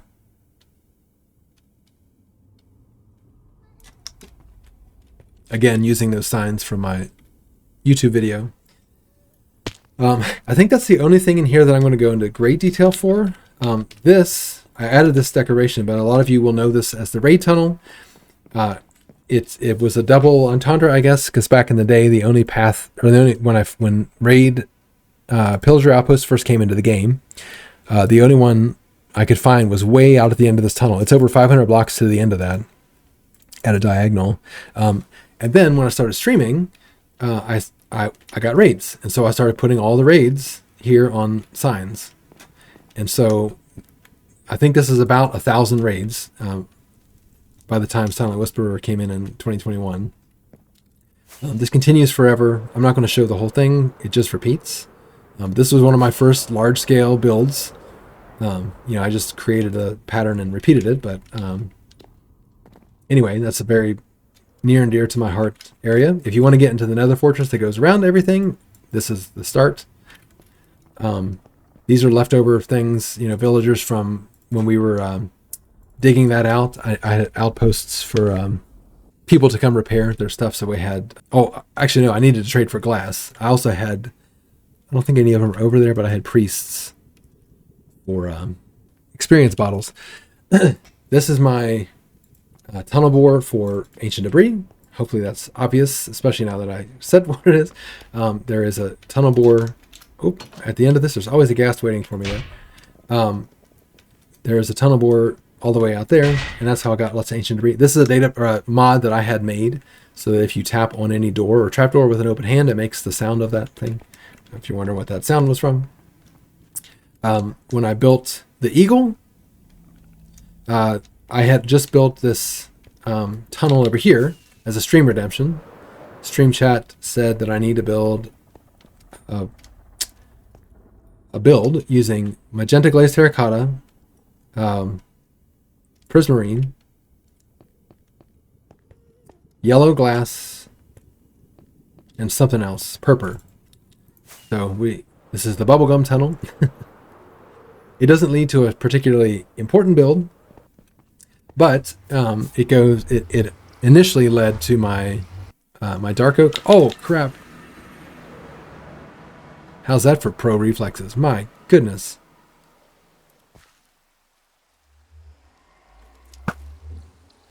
So this, I'm going to sleep so you can see. Dang it.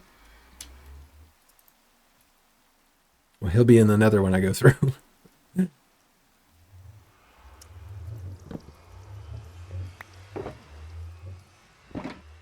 Yeah, so this was a dark oak forest, and I completely, you can see the dark grass, right? This was all dark oak trees, so I cleared all that out. And then over here, I grabbed all the leaves. But I have a dark oak farm now, so I don't really need to harvest it this way. So for now, I just kind of like this empty, like stripped profo show. Exactly, right? The bestest. Let's see if I get hit by a zombie when I go through. Oh! I was not expecting a creeper. I just want him to despawn. So maybe if I just fly, I'll be okay. I did decorate. So this is my nether stem farm. Recent improvement as well. So we got a little shop when you enter. This would be a huge surprise if you remember what it looked like before. I can go into here. The way this works is I plant the stems here. The roof, the brown, this only works with brown mushrooms. That gets pushed over by this flying machine and exploded in there. And then the stems end up in here in a giant block, and I come over with an axe and break them. And the rest of the decoration, other than the aesthetics in here, is just so I can come up to work, do maintenance on the redstone. And like I said, my philosophy now is I'm committed to decorating things. Even if it's minimally, it needs to make sense. Like, someone chose this building to be here, and how would they decorate it, even if it's minimally? So that's the idea here. No one speaks. Yeah, no one speaks. No one expects the Creeper Inquisition. That's right. Crazy World, thank you. Welcome in, Rash. This will be as a video soon on this channel, but not yet. But yeah, I'm wrapping up some builds right now, so this will be the next like major build area, I think. But the last thing to really show in the hub that's a blaze farm right there. So that's how, if I need blaze rods, I'll get them from there. I'm not sure what build I'll put around that. But I built this big door. I really wanted to do a build with using nether portals as the build. So that's what I came up with. And the idea is, there'll be a giant Balrog in here, and Aglunata somehow formed in rebellion as a part of this Balrog forming. And so this part of the hub is for not Balrogedness, and it's pulling energy out of the nether somehow to power whatever it's doing to deal with the Balrog. But behind the scenes, I just wanted to use nether portals as part of the build. In the ceiling, I just saw a clip art picture of a cartoon hole, and I was like, I totally could build that, and that works perfectly for the ceiling here. So using TNT, that method, I busted this hole in the bedrock, and now I don't know what the lore is yet, but somehow this Balrog that will be here will have something to do with this hole. And it's a huge hole. This is not tiny.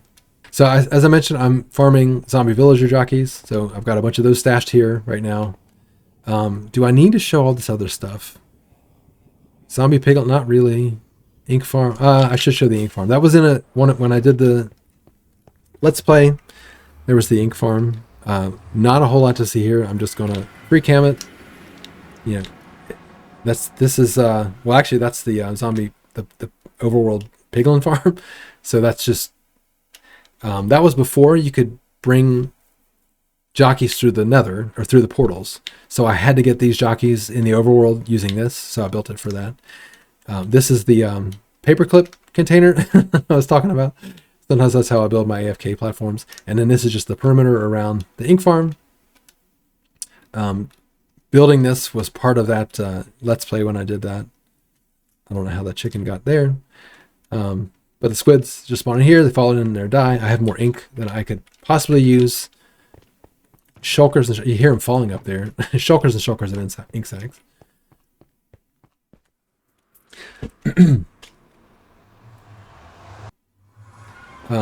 Anything else up here that I think is good to see? Mining desert. That's really just adjacent. I'll show you one of those zombie piglin farms. Because actually my bot is AFK'd here right now. We're actually not. Yeah, there's that AFK spot I just was showing you. We're not that far from there.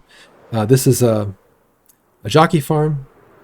And so this is inspired by ZF. Actually, I'm going to do this in Spectator. But I have a bot up there AFKing because these desert zombie villagers are so hard to get. But you have chickens and a platform underneath here, and when the zombies spawn up here, there's a chance of them spawning as a zombie villager, and if they spawn as a zombie villager, there's a chance of them spawning as a baby, and if there's a chance that when they spawn as a baby, there's a chance that they spawn on a nearby chicken. So, yeah, you can see that's the zombie that spawned there. Let me follow my ears. I hear one somewhere close. Anyway, that's how I'm farming those. But because in deserts, 80% of the zombies that spawn are husks, it takes 5 times as long to spawn to get the equivalent jockeys in this world. So I'm going to go back to the portal and go back into... this is that black map that we saw earlier. This is where I made that.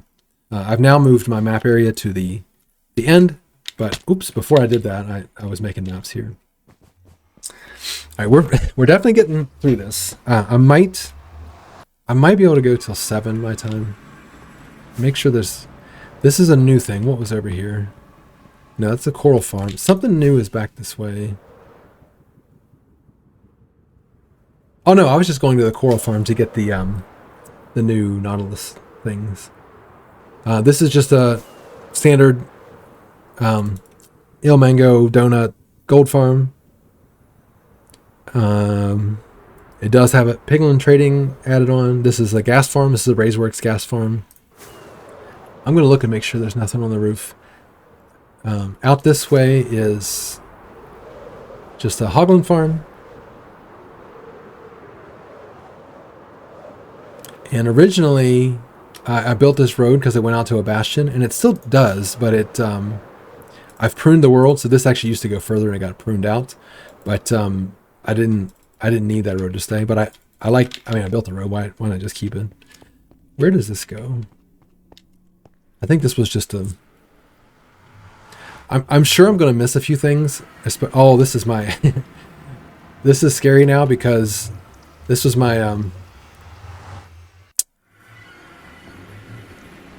yeah, the arrows came through. This is my what is it called? The new copper, whatever, the copper room structures. But it, and I cleared out the whole, I mined all the copper and built a farm. And I actually have a data pack that lets me reset the trial chamber. Thank you. My, the loot things from the trial chambers, they reset. So I built a farm so I can, you know, every 30 minutes they reset. So I can use keys, just I have to wait. Anyway, in the last update, those spawners now spawn in the air. They wouldn't do that before. So I've got to go and fix that. So it's just overrun with mobs at the moment. It's scary to be in there. One other thing in the nether, I'm just going to teleport just because there's no point in me. This is just a froglight farm. So standard design. I think Raise works. When I first built this is when they first came out. I didn't realize I could use less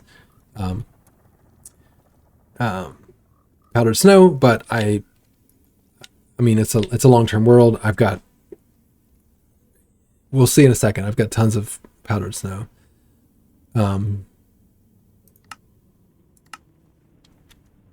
Okay, this put me under the roof. Of course it did. Try to go roughly back to where I was.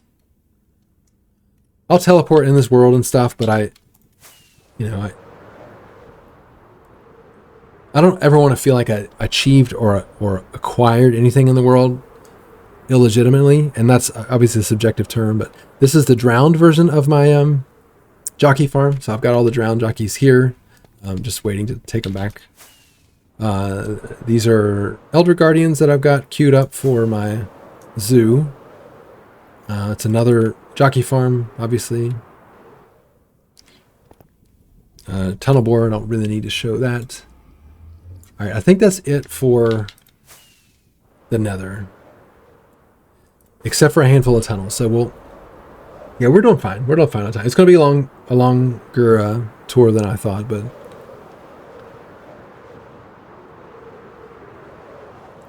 so as far as the rest of the tunnels, this takes you to my flower farm. This will be a build area as well at some point. So just a standard flower farm, but it broke in the update where they changed the flower map. So I built another one over here. But these are just basic. I haven't decorated it yet. But I've never done one of those projects where you upgrade a village. So that's a plan over here, is to like basically keep the village like it is, but upgrade it, like how would Crimulus do it? WWCD, what would Crimulus do? This is a house I built with another streamer back a long time ago. And there is another house somewhere here that my son built, but yeah, it's just a flower farm. My old kind of decor, I didn't ever decorate this either. But yeah, I would overwhelm myself with updating things if I try to keep everything perfect. I just try to keep it as like, is it acceptably complete for the time when I built it? And for now, that's good enough. I have gone through and changed some things there, but yeah, this connects to the Nether Fortress that connects everything. Over here is I had this idea, and actually, so the where the Black Sands, the Mount Rushmore thing that I was showing you is, there used to be a portal in there that came out here, and I was going to design that cliff as a cliff dweller civilization, and this was the design I had, and I had started it this facade has been here for a very long time here in the Nether. So I went away from that plan in the overworld, but I was like, I want to keep a reference to that. So I built like a little cave dweller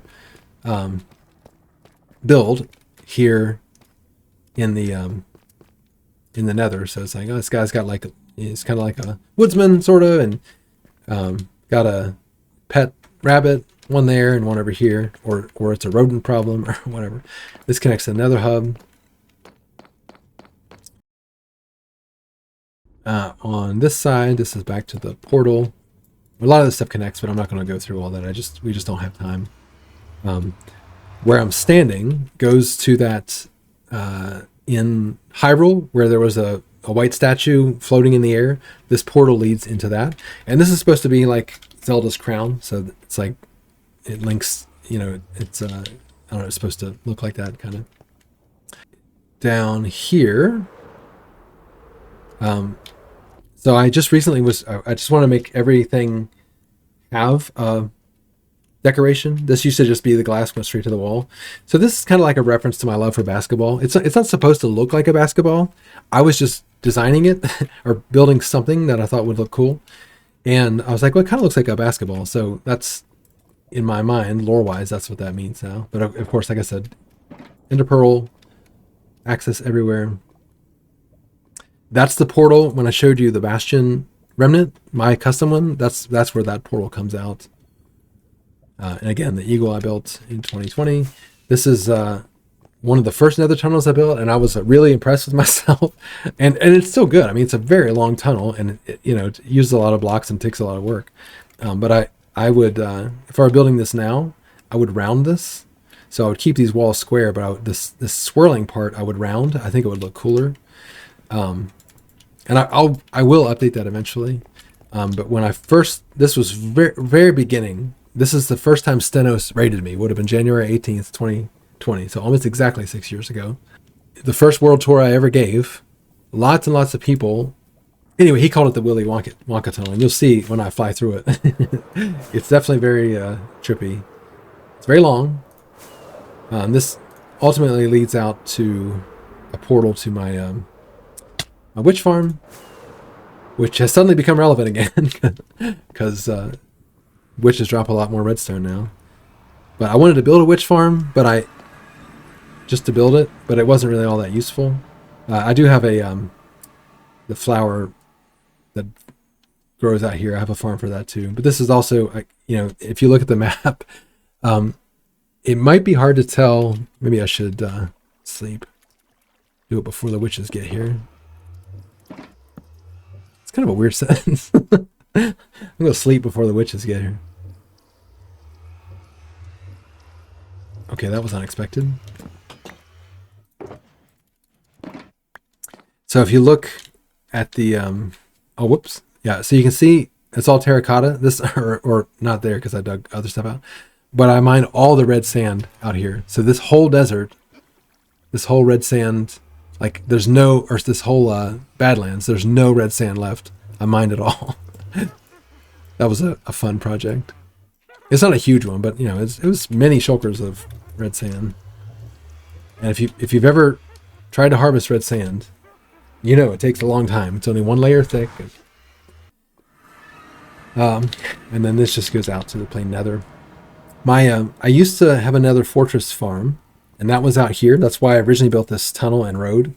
But the way I built that farm was I used World Edit to make a perimeter similar to the one you saw earlier with the glass.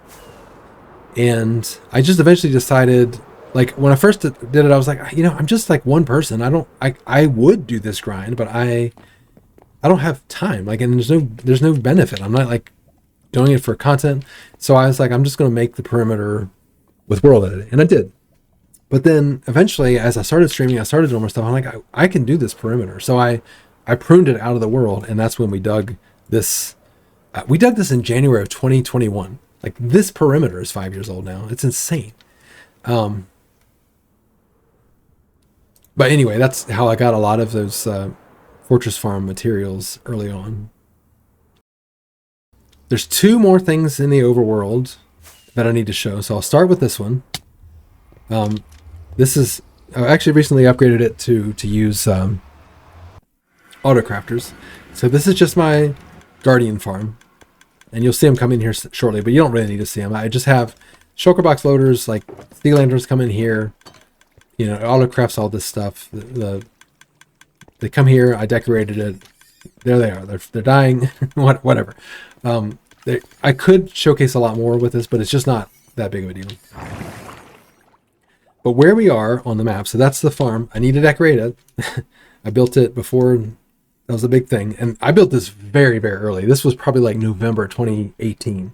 My ex-wife and son and I died a million times building this thing. I have improved some things over time, but you can kind of guess where we're at. We're at the end of that bridge from the overworld.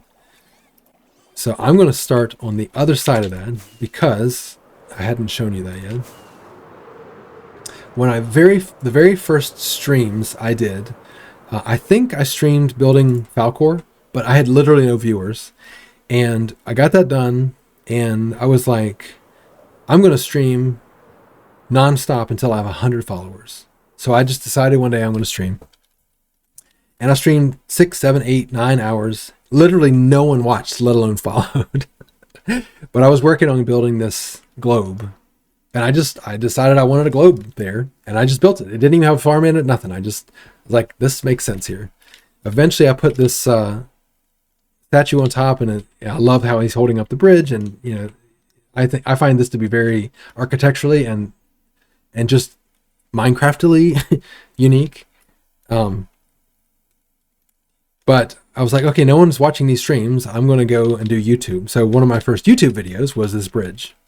Actually, it was just that part of the bridge. I did this other part much later. 6, 7, that's right. One more thing quickly that I forgot. When the Balrog formed and the Nether overtook the overworld, that's when Crimulus's base formed and Crimulus spawned into the world. And whatever happened with that reaction was so intense and so sudden that it caused these ice spikes to form. Somehow it extracted that much heat out of the air that it made it that cold, and it's so cold that it's just permanently frozen. That's the lore there. I forgot to mention that before. We have one more thing that way I need to show too. Is there anything else in the overworld?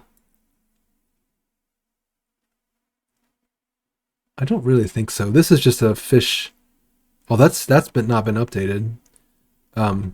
That's a tropical fish farm. Yeah, just down here, over here, here, and here. Remember the ice spike cycles yesterday? It was a long time ago. But yeah, me too. I mean, none of this time makes sense to me. But okay, so we follow this bridge, and it's going to take us over to the villager island. And the purpose of this island is going to look crazy because it's crawling with villagers. I mean, obviously the guardian farm's over here too. But this is where I have my trading villagers. So I'm going to build a train station eventually, but my librarians are here, and my masons, and you know, I don't like having them like this, but it's just the way it is right now. But I've got actually 2 breeders, one over here that breed, and one way over there, I'll show you in a second, that breed. Oh my gosh.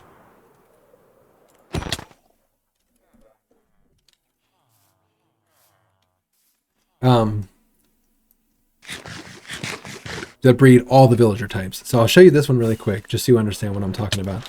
There's 3 of every biome villager in here, except for snow. And because we're in a snow biome, by default, half the babies born here are snowy. So the rest are equally divided among the other 6. So and they all, when they are born, they go down here, and when they grow up, they float up and populate this island. And then if I need them for whatever reason, I have them. And then back when I was streaming, I had a redemption to build custom houses for that redemption, because I thought that'd be a great way for me to be a better builder. But I just didn't have time. I couldn't keep up with that. So I actually built this as part of my Let's Play right when 1.15 came out. And then I built these 2 for redemptions, and that was it. Up here, This is a boat that I built. I used to play on a different, on the Insist player, or fan server, I guess. And so they had a contest to build the best boat, and this is what I built. My boat is a dolphin-powered boat, and there's obviously a dolphin right here. It's kind of hard to see, but he's pulling the boat, and then there's a villager that lives on this boat in his little like Eden kind of thing. He's in here, and then over here. Underneath is his cargo hold. I used to have dolphins and stuff in here, but either they despawned or they died or something. And then I had something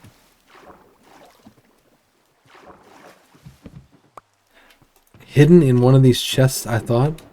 But maybe I did that on the Insist server and I didn't copy that in when I cloned the schematic. Anyway, just about another one of my custom boats. Not a ton, but it's enough that I have experience with it. Yeah. And these are one of the first real design like innovations that I did was these diorite birches.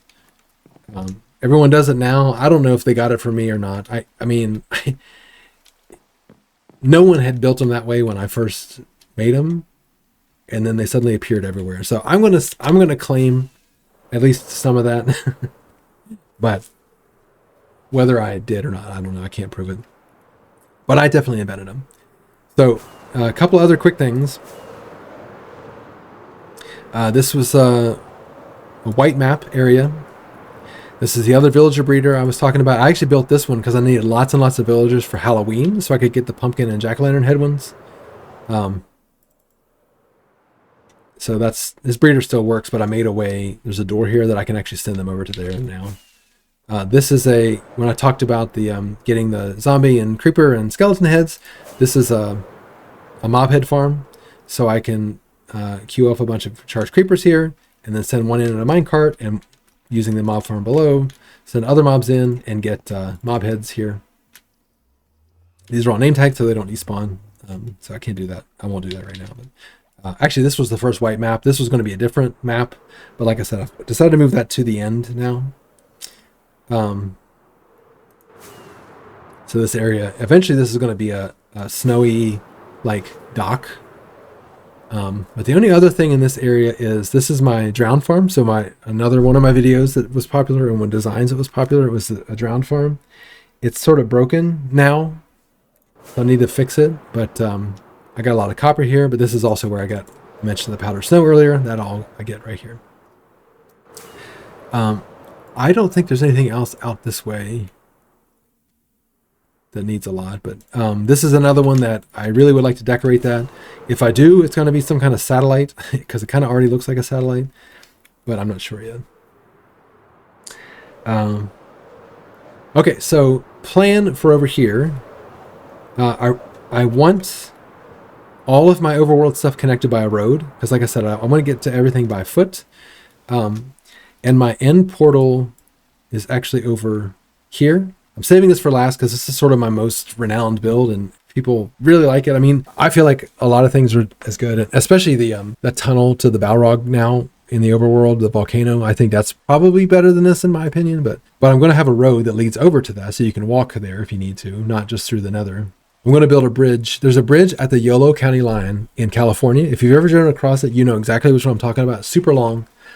I love that bridge and I drive over it every month. So I'm going to build something like that all the way out to there. But before we do that, I guess I should sleep again.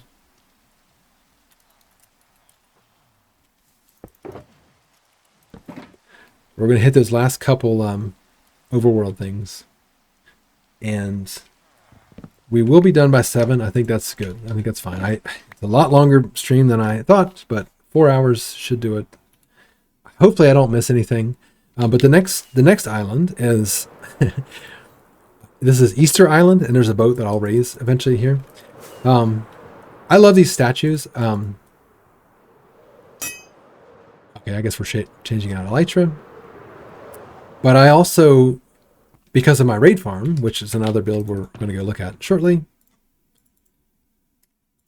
I say mine. It's ENX04. I had another one before it, a Raceworks one, but I wanted to move it to the overworld. You'll see why shortly. I've got tons and tons of emerald, so this really is just a flex. I wanted to cover the whole island in emerald blocks, so like Emerald Island. But I also just love these little statues. There's a YouTuber who makes them, and I forget their name, but most of these are their design. Gold Robin. So I took a bunch of those, and then there's a couple of custom ones using the same motif that my son designed, and I've designed a couple. And every Easter on Easter stream, I build these here. So it's been 3 years, but I've only actually streamed twice on Easter. And then this is one my friend's buddy came up with. That's a Crimulus version of it, which is beautiful. It's so good. And I was like, okay, well, we need to incorporate that into the lore somehow. So the idea of this is the villagers foretold, the ancient villagers of this world foretold the coming of a Crimulus, and this is a testament to that. And so the Crimulus statue is the one here coming on the cloud. They eventually, it's near their actual literal modern day birthplace, and so Crimulus is here on his cloud coming in to the world, and I think that's a beautiful connection to the lore, in addition to a crazy flex. I still have dozens and dozens of shulkers of emerald blocks too. So even though that raid farm's kind of broken at the moment, I'm okay for quite some time. All right, so here I said that I have a whole island full of zombie horses.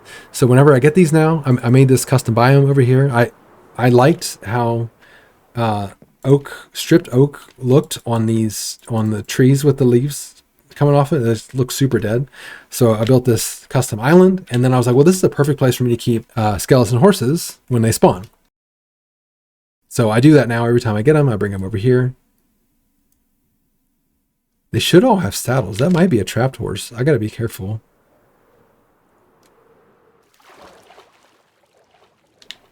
Okay, I just didn't put a saddle on him. That's really strange that there was a frame. I'll try that casually.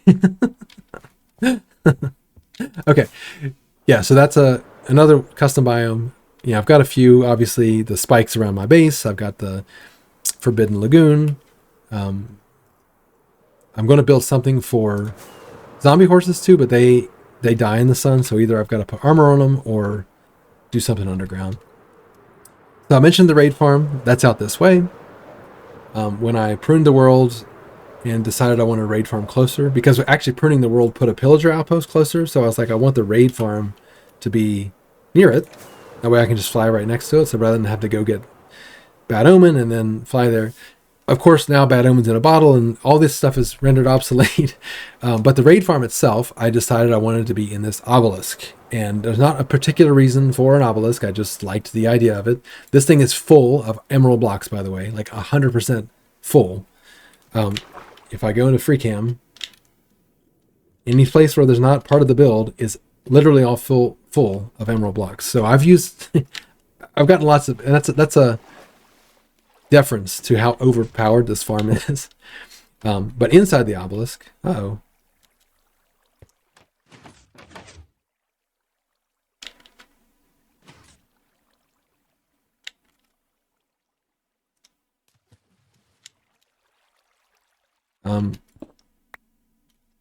is my door broken?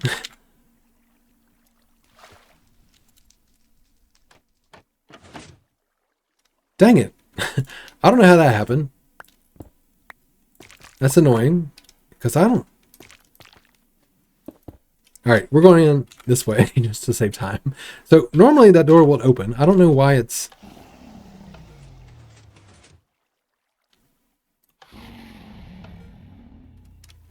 I don't know what happened. I've got to fix that stupid door. Anyway, normally it opens. No entry. Yeah, it's just, and there's this temple in here. It's obviously pillagers, and I love the vibe in here, dark, and these coffins are actually output from the farm. So it's a raid farm, and shulker boxes and stuff going here. I mentioned emeralds. These are all shulker boxes of emeralds just in here. I've got a bunch in my base still. So like I said, I've got tons of emeralds. And then just the stuff, redstone blocks. There's not in here because I've taken all those, but glowstone bottles, emerald blocks, and redstone blocks. And then once you're in this temple, it's all creepy. It's like the greatest battle lies within. And the lore is you go through here, you go up the stairs, suddenly you're in a wooden mansion. That's lore tying back to the lore of Minecraft. And you're faced with yourself. And you hit this statue. And of course, the idea is you have bad omen, and the raids trigger all up here above. And the farm still works. You just have to drink the bottles. You got to kind of change how you approach it. And I don't need the emeralds right now, so I haven't even bothered looking into what I might change. But it's a statue of myself, and I have to attack myself to get the reward. And I don't know, there's some kind of symbolism there. I haven't thought too much into it, but these are just item filters and stuff back here. And then these, you need all this sky access for the farm to actually spawn pillagers. And then the villagers themselves for the raid. I'm really annoyed that this door doesn't work. Hopefully it's an easy fix. I probably did something and spilled water and...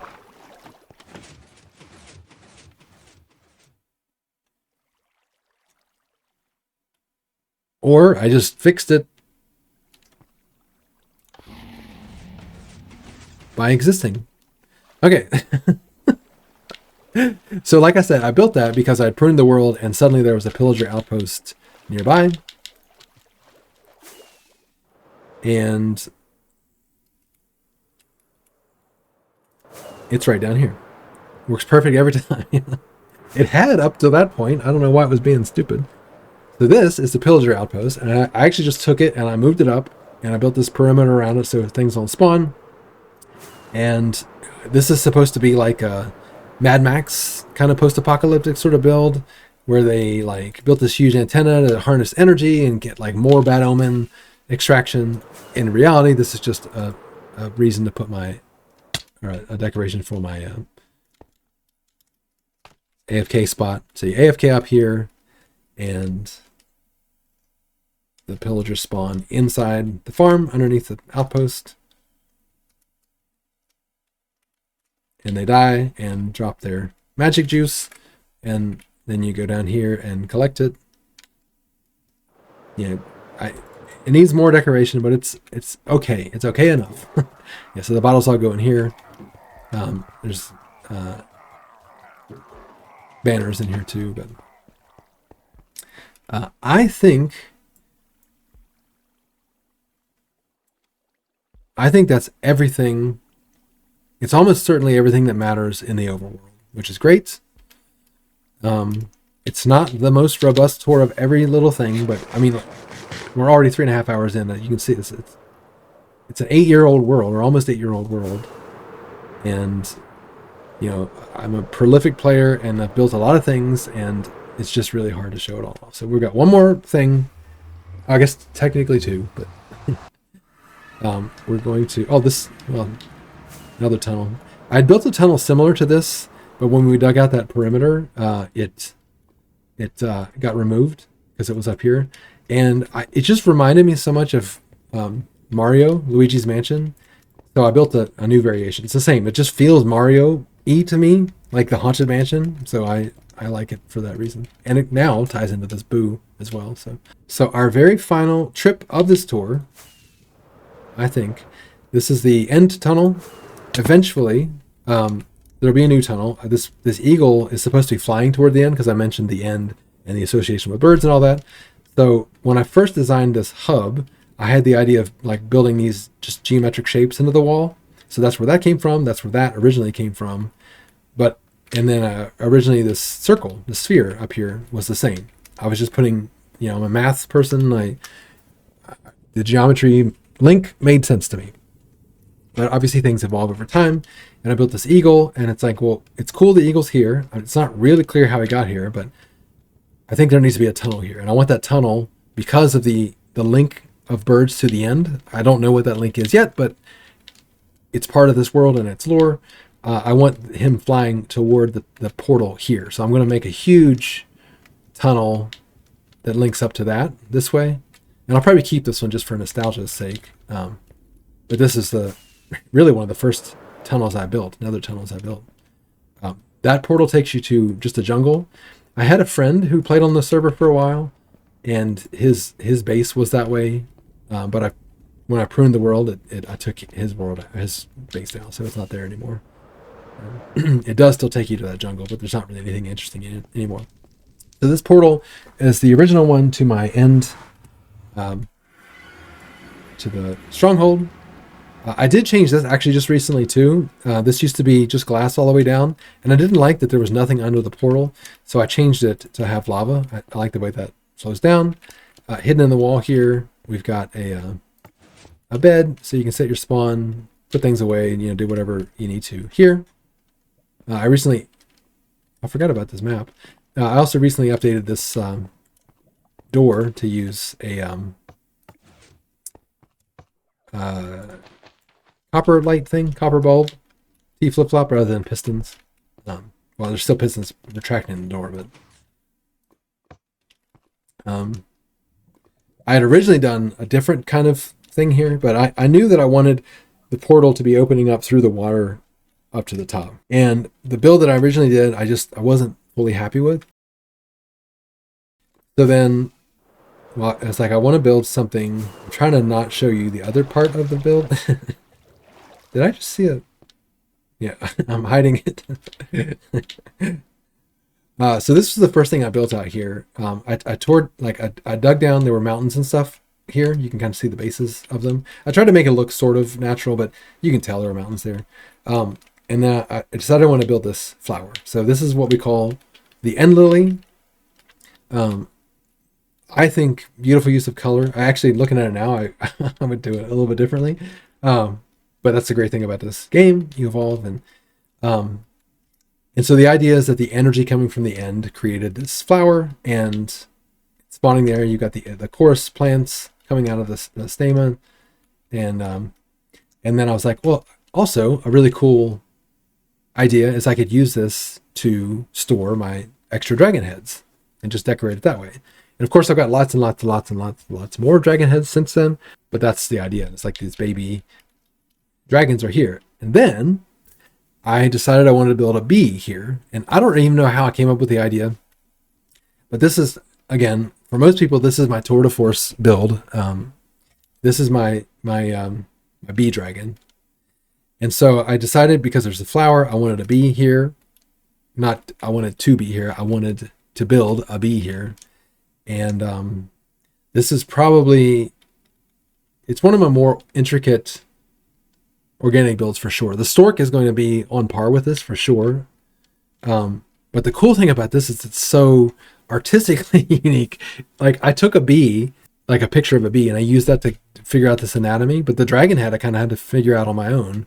And the head is actually at a different angle than the body, right? So this body is on the exact same angle as the stork, 2 to 1.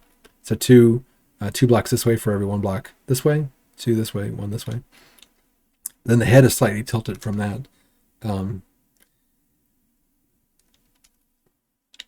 But yeah, this is probably my most signature build on this world. And it signifies the end. It took a long time, but this is even not considering that it turned out really well. This was a really important build for me because I learned so many, or I solidified so many of my building techniques through this build. It made me figure out things both from a streaming perspective and from a building perspective. I can't even brain the angles. It seems like it. It really does seem like it, but there are some hard angles to figure out and some hard decisions you have to make. But eventually you learn there's some little, like, I wouldn't quite call them cheats, but like, you just have to find one thing that you know for sure, and then everything else kind of falls from that. For me, I've just done so much more. I would like to be known for more than one thing, but it's just the way the world works. One last little thing. This is mostly for the people who were here over Christmas watching the streams. I forgot to show in the top of the the end. I forgot there's stuff in the end. So not a whole lot here, but I did completely clear out this end island, as you can see. I'm going to build the Emerald City here. One of the things is I want to always be able to summon the dragon. So I'm going to build it in a way to do that because these pillars will regenerate. I am going to use the data pack that the dragon doesn't break blocks because that's annoying. But apart from that, I want this to be built so the dragon can respawn. This will be the Emerald City from the Wizard of Oz. Like I said, I'm going to forget stuff. I've probably forgotten like really important things that but for now, this is all I've got here. This is a working Skulk farm. There was a trick a few updates ago where you could do something in your update to cause the end gateway or end return thing to spawn all the way down here. So I did that. I kept that one for now just in case I might want it for withers or something because I can't obviously put them under this. This is at the y = 0. But this is a Skulk farm. That's pretty much all that's here right now. I'll eventually do cobweb farms and all that kind of stuff. But my map area is out here. Oop, let's not die, Crimulus. That would be wise.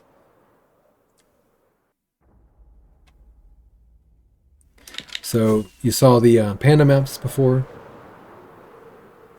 This is where I built those. So if you don't know already, if you use glass over the void, it renders as transparent on a map. So this is the last one I did was the brown panda. So that's here. And then I just recently made this endstone colored map. But this will be, I'm planning now if I make any new maps, I'm going to do them all in the end. I just like it better because it gives me the option for transparency, but also there's nothing out here. Like there's no, it'd be awesome if one day I just like covered this whole thing in maps.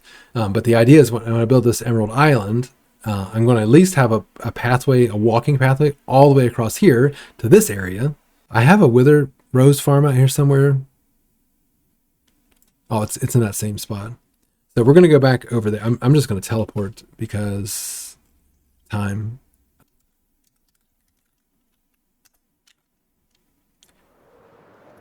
So that portal is right there. I forgot about this whole build over here. This is another one of my favorite organic builds. I love this build. So also another custom biome. So this is an end city. Whoops. So the idea here, so I wanted to build my very first raid. I was working on building this, and but I wanted to do that Oriental like style like this, but I wanted to use blocks that other people don't use. That's one of my favorite things to do is to try to use things that everyone's like, oh, that's a junk block. I can't use that for anything. And like, I just don't think you're being creative enough if you say that. So I came up with this design, and I built that. And then later, I built kind of a mini version here and this custom biome around it. Just a little bit, nothing going on here. This was just a farm, but I kept it because it kind of looks cool. But then this is the lore of this part of the world is that the end didn't have water. And explorers from this world went out and they ended up in the overworld and they found water and they brought it back. So this is a temple of water. Eventually, there's going to be a big fountain that like of glass that goes up through this and shows like it's generating water. Somehow they found this infinite source of water when they went to the overworld, but they're priests that live here. So this is like a monastery maybe or something like that. And well, they didn't have trees either, but when they got to the overworld, they saw trees and they told people about it, but they didn't write it down. So over generations and generations and generations, the lore got passed down. And this is what the lore made people who built this design. This is what they think a tree is. So it's actually a leaf with a bunch of trees growing out of it instead of a tree with a bunch of leaves growing out of it, obviously. And then these flowers come off. They've got dragon eggs on them, and love this build too. I mean, I'm going to pat myself on the back. I did good with this build, but this incorporates those diorite birches as well. But I just wanted this, when you come out here, I wanted it to be, a nice landing spot. And then underneath here, there's some kind of energy that's like creating this. They didn't really understand why these things grow or whatever. So this is just some embodiment of the lore that was passed down in this area from the priests and, to and by their descendants. Okay, so the last thing, I'm going to go into spectator and teleport over there because I don't remember if this is broken and I don't want to cause any weird things with the wither, though it might still happen anyway. This is just a wither rose farm. Not really much to see here. It's just out in roughly that same... Uh-oh. He was bombing. Yeah, I don't want to spend too much time here. Yeah, he just broke stuff. I'm going to... yeah, I just broke a bunch more, I'm sure. Let's back away slowly.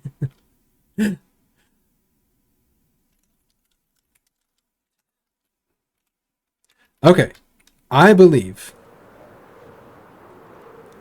that concludes the tour of Aglunata, coming in at a cool 4 hours.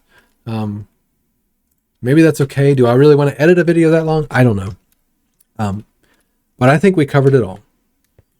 I did used to have a Enderman farm that was out here, and there's no point in saying that, I guess, because it's not there anymore.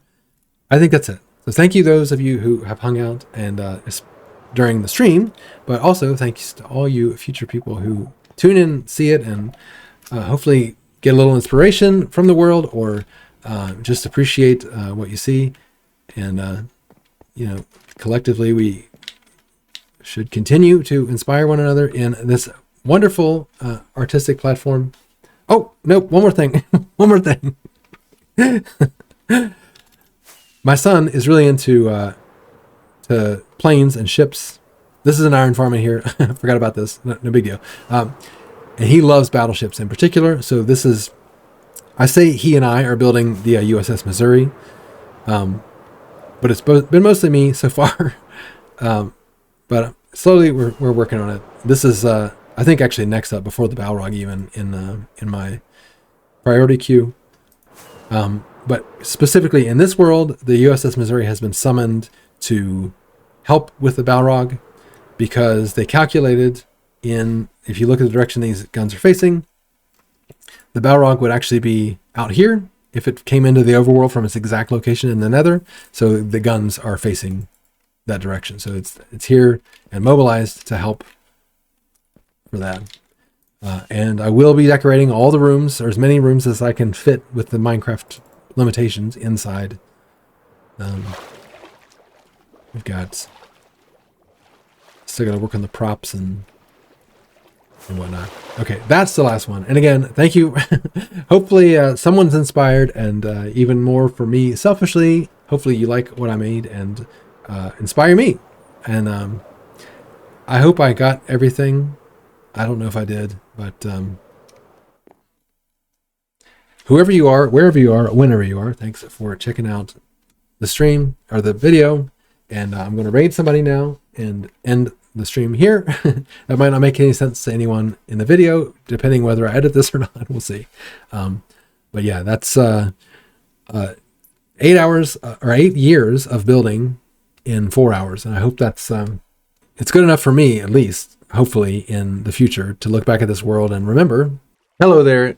Post Crimulus here. I did miss 2 things in a video, so I wanted to pop in and show you those really quick before I finish editing the video. The first is, I promised, even in that video, I said that I would show what I finished here in the top of the church. So this is the area that I was working on, but I'm going to show you how you get to it through the church. If you're just a member of the church, there's this back closet, and through the sanctuary, or around the sanctuary, you go through here and up the stairs, nice and tucked away. That door just goes to a I don't know, equipment room or something. And then in here, this is where I store my unfilled out treasure maps. So these are all buried treasure maps. And with the, again, this, I just finished this build, so this was the recent update.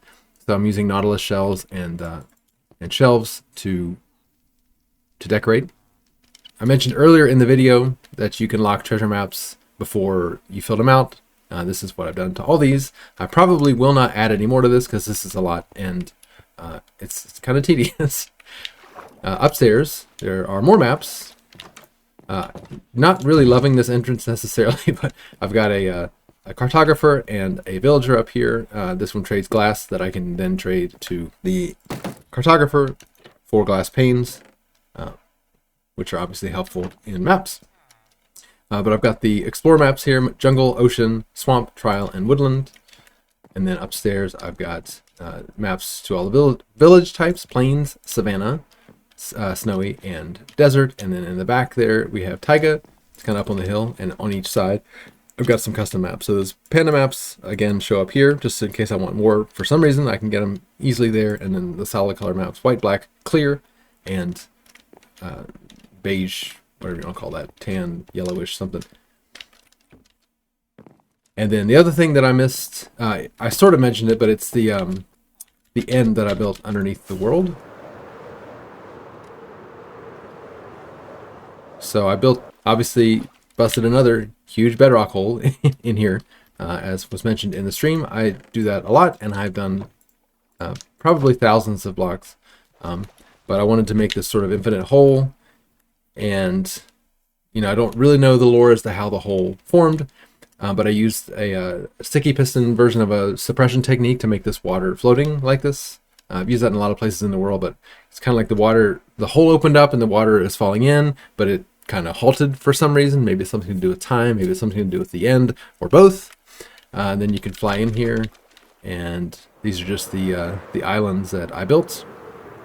I built these prior to, I mentioned earlier in the stream that first of all, that I've got a resource pack that I can use to hide torches. So I'm going to turn that off, and you'll see that these are lit, and it makes it look more realistic because I've got torches on top of the chorus plants. You cannot place these on here anymore. So this, in its own right, is a kind of museum. But as you can see, the torches really break the immersion, at least for me. And there's no way to do clear lighting here and not make the build look different. So for now, my solution is to use this invisible torch resource pack. And honestly, it feels like you're in the end. Except for the recent update, now there's shading. This all used to be lit evenly. So the other thing you could really, that gave it away before, is that these islands aren't as thick. They go down to the bottom of build height. And these are chorus plant sculptures that I made. I thought those would have gone really well in Cub's Season 10 Hermitcraft base, but I couldn't get his attention. So he didn't do that. But kind of a cool thing if you want to play around with building with chorus plants, you can do that. Not much else here, but I just wanted to give you a feel of what it's like. I do intend to build some more birds down here. I'd like to build an owl, I'd like to build a phoenix, and I'd like to build a peacock. For now, that's all the ones that I have in mind. Here's another of those stupid lighting, annoying things. But and then on a stream, we did I set up, I mentioned earlier at the spawn chunks, or the original spawn chunks, there's a way to bring Enderman from the end, or maybe I didn't mention that, but anyway, I did that once on stream, and we brought a bunch of Endermen down here and name tagged them, and the names were chosen by people on the stream. So that does, in fact, conclude this world tour. I don't know if I will, let me do this outro where I don't have to worry about Endermen.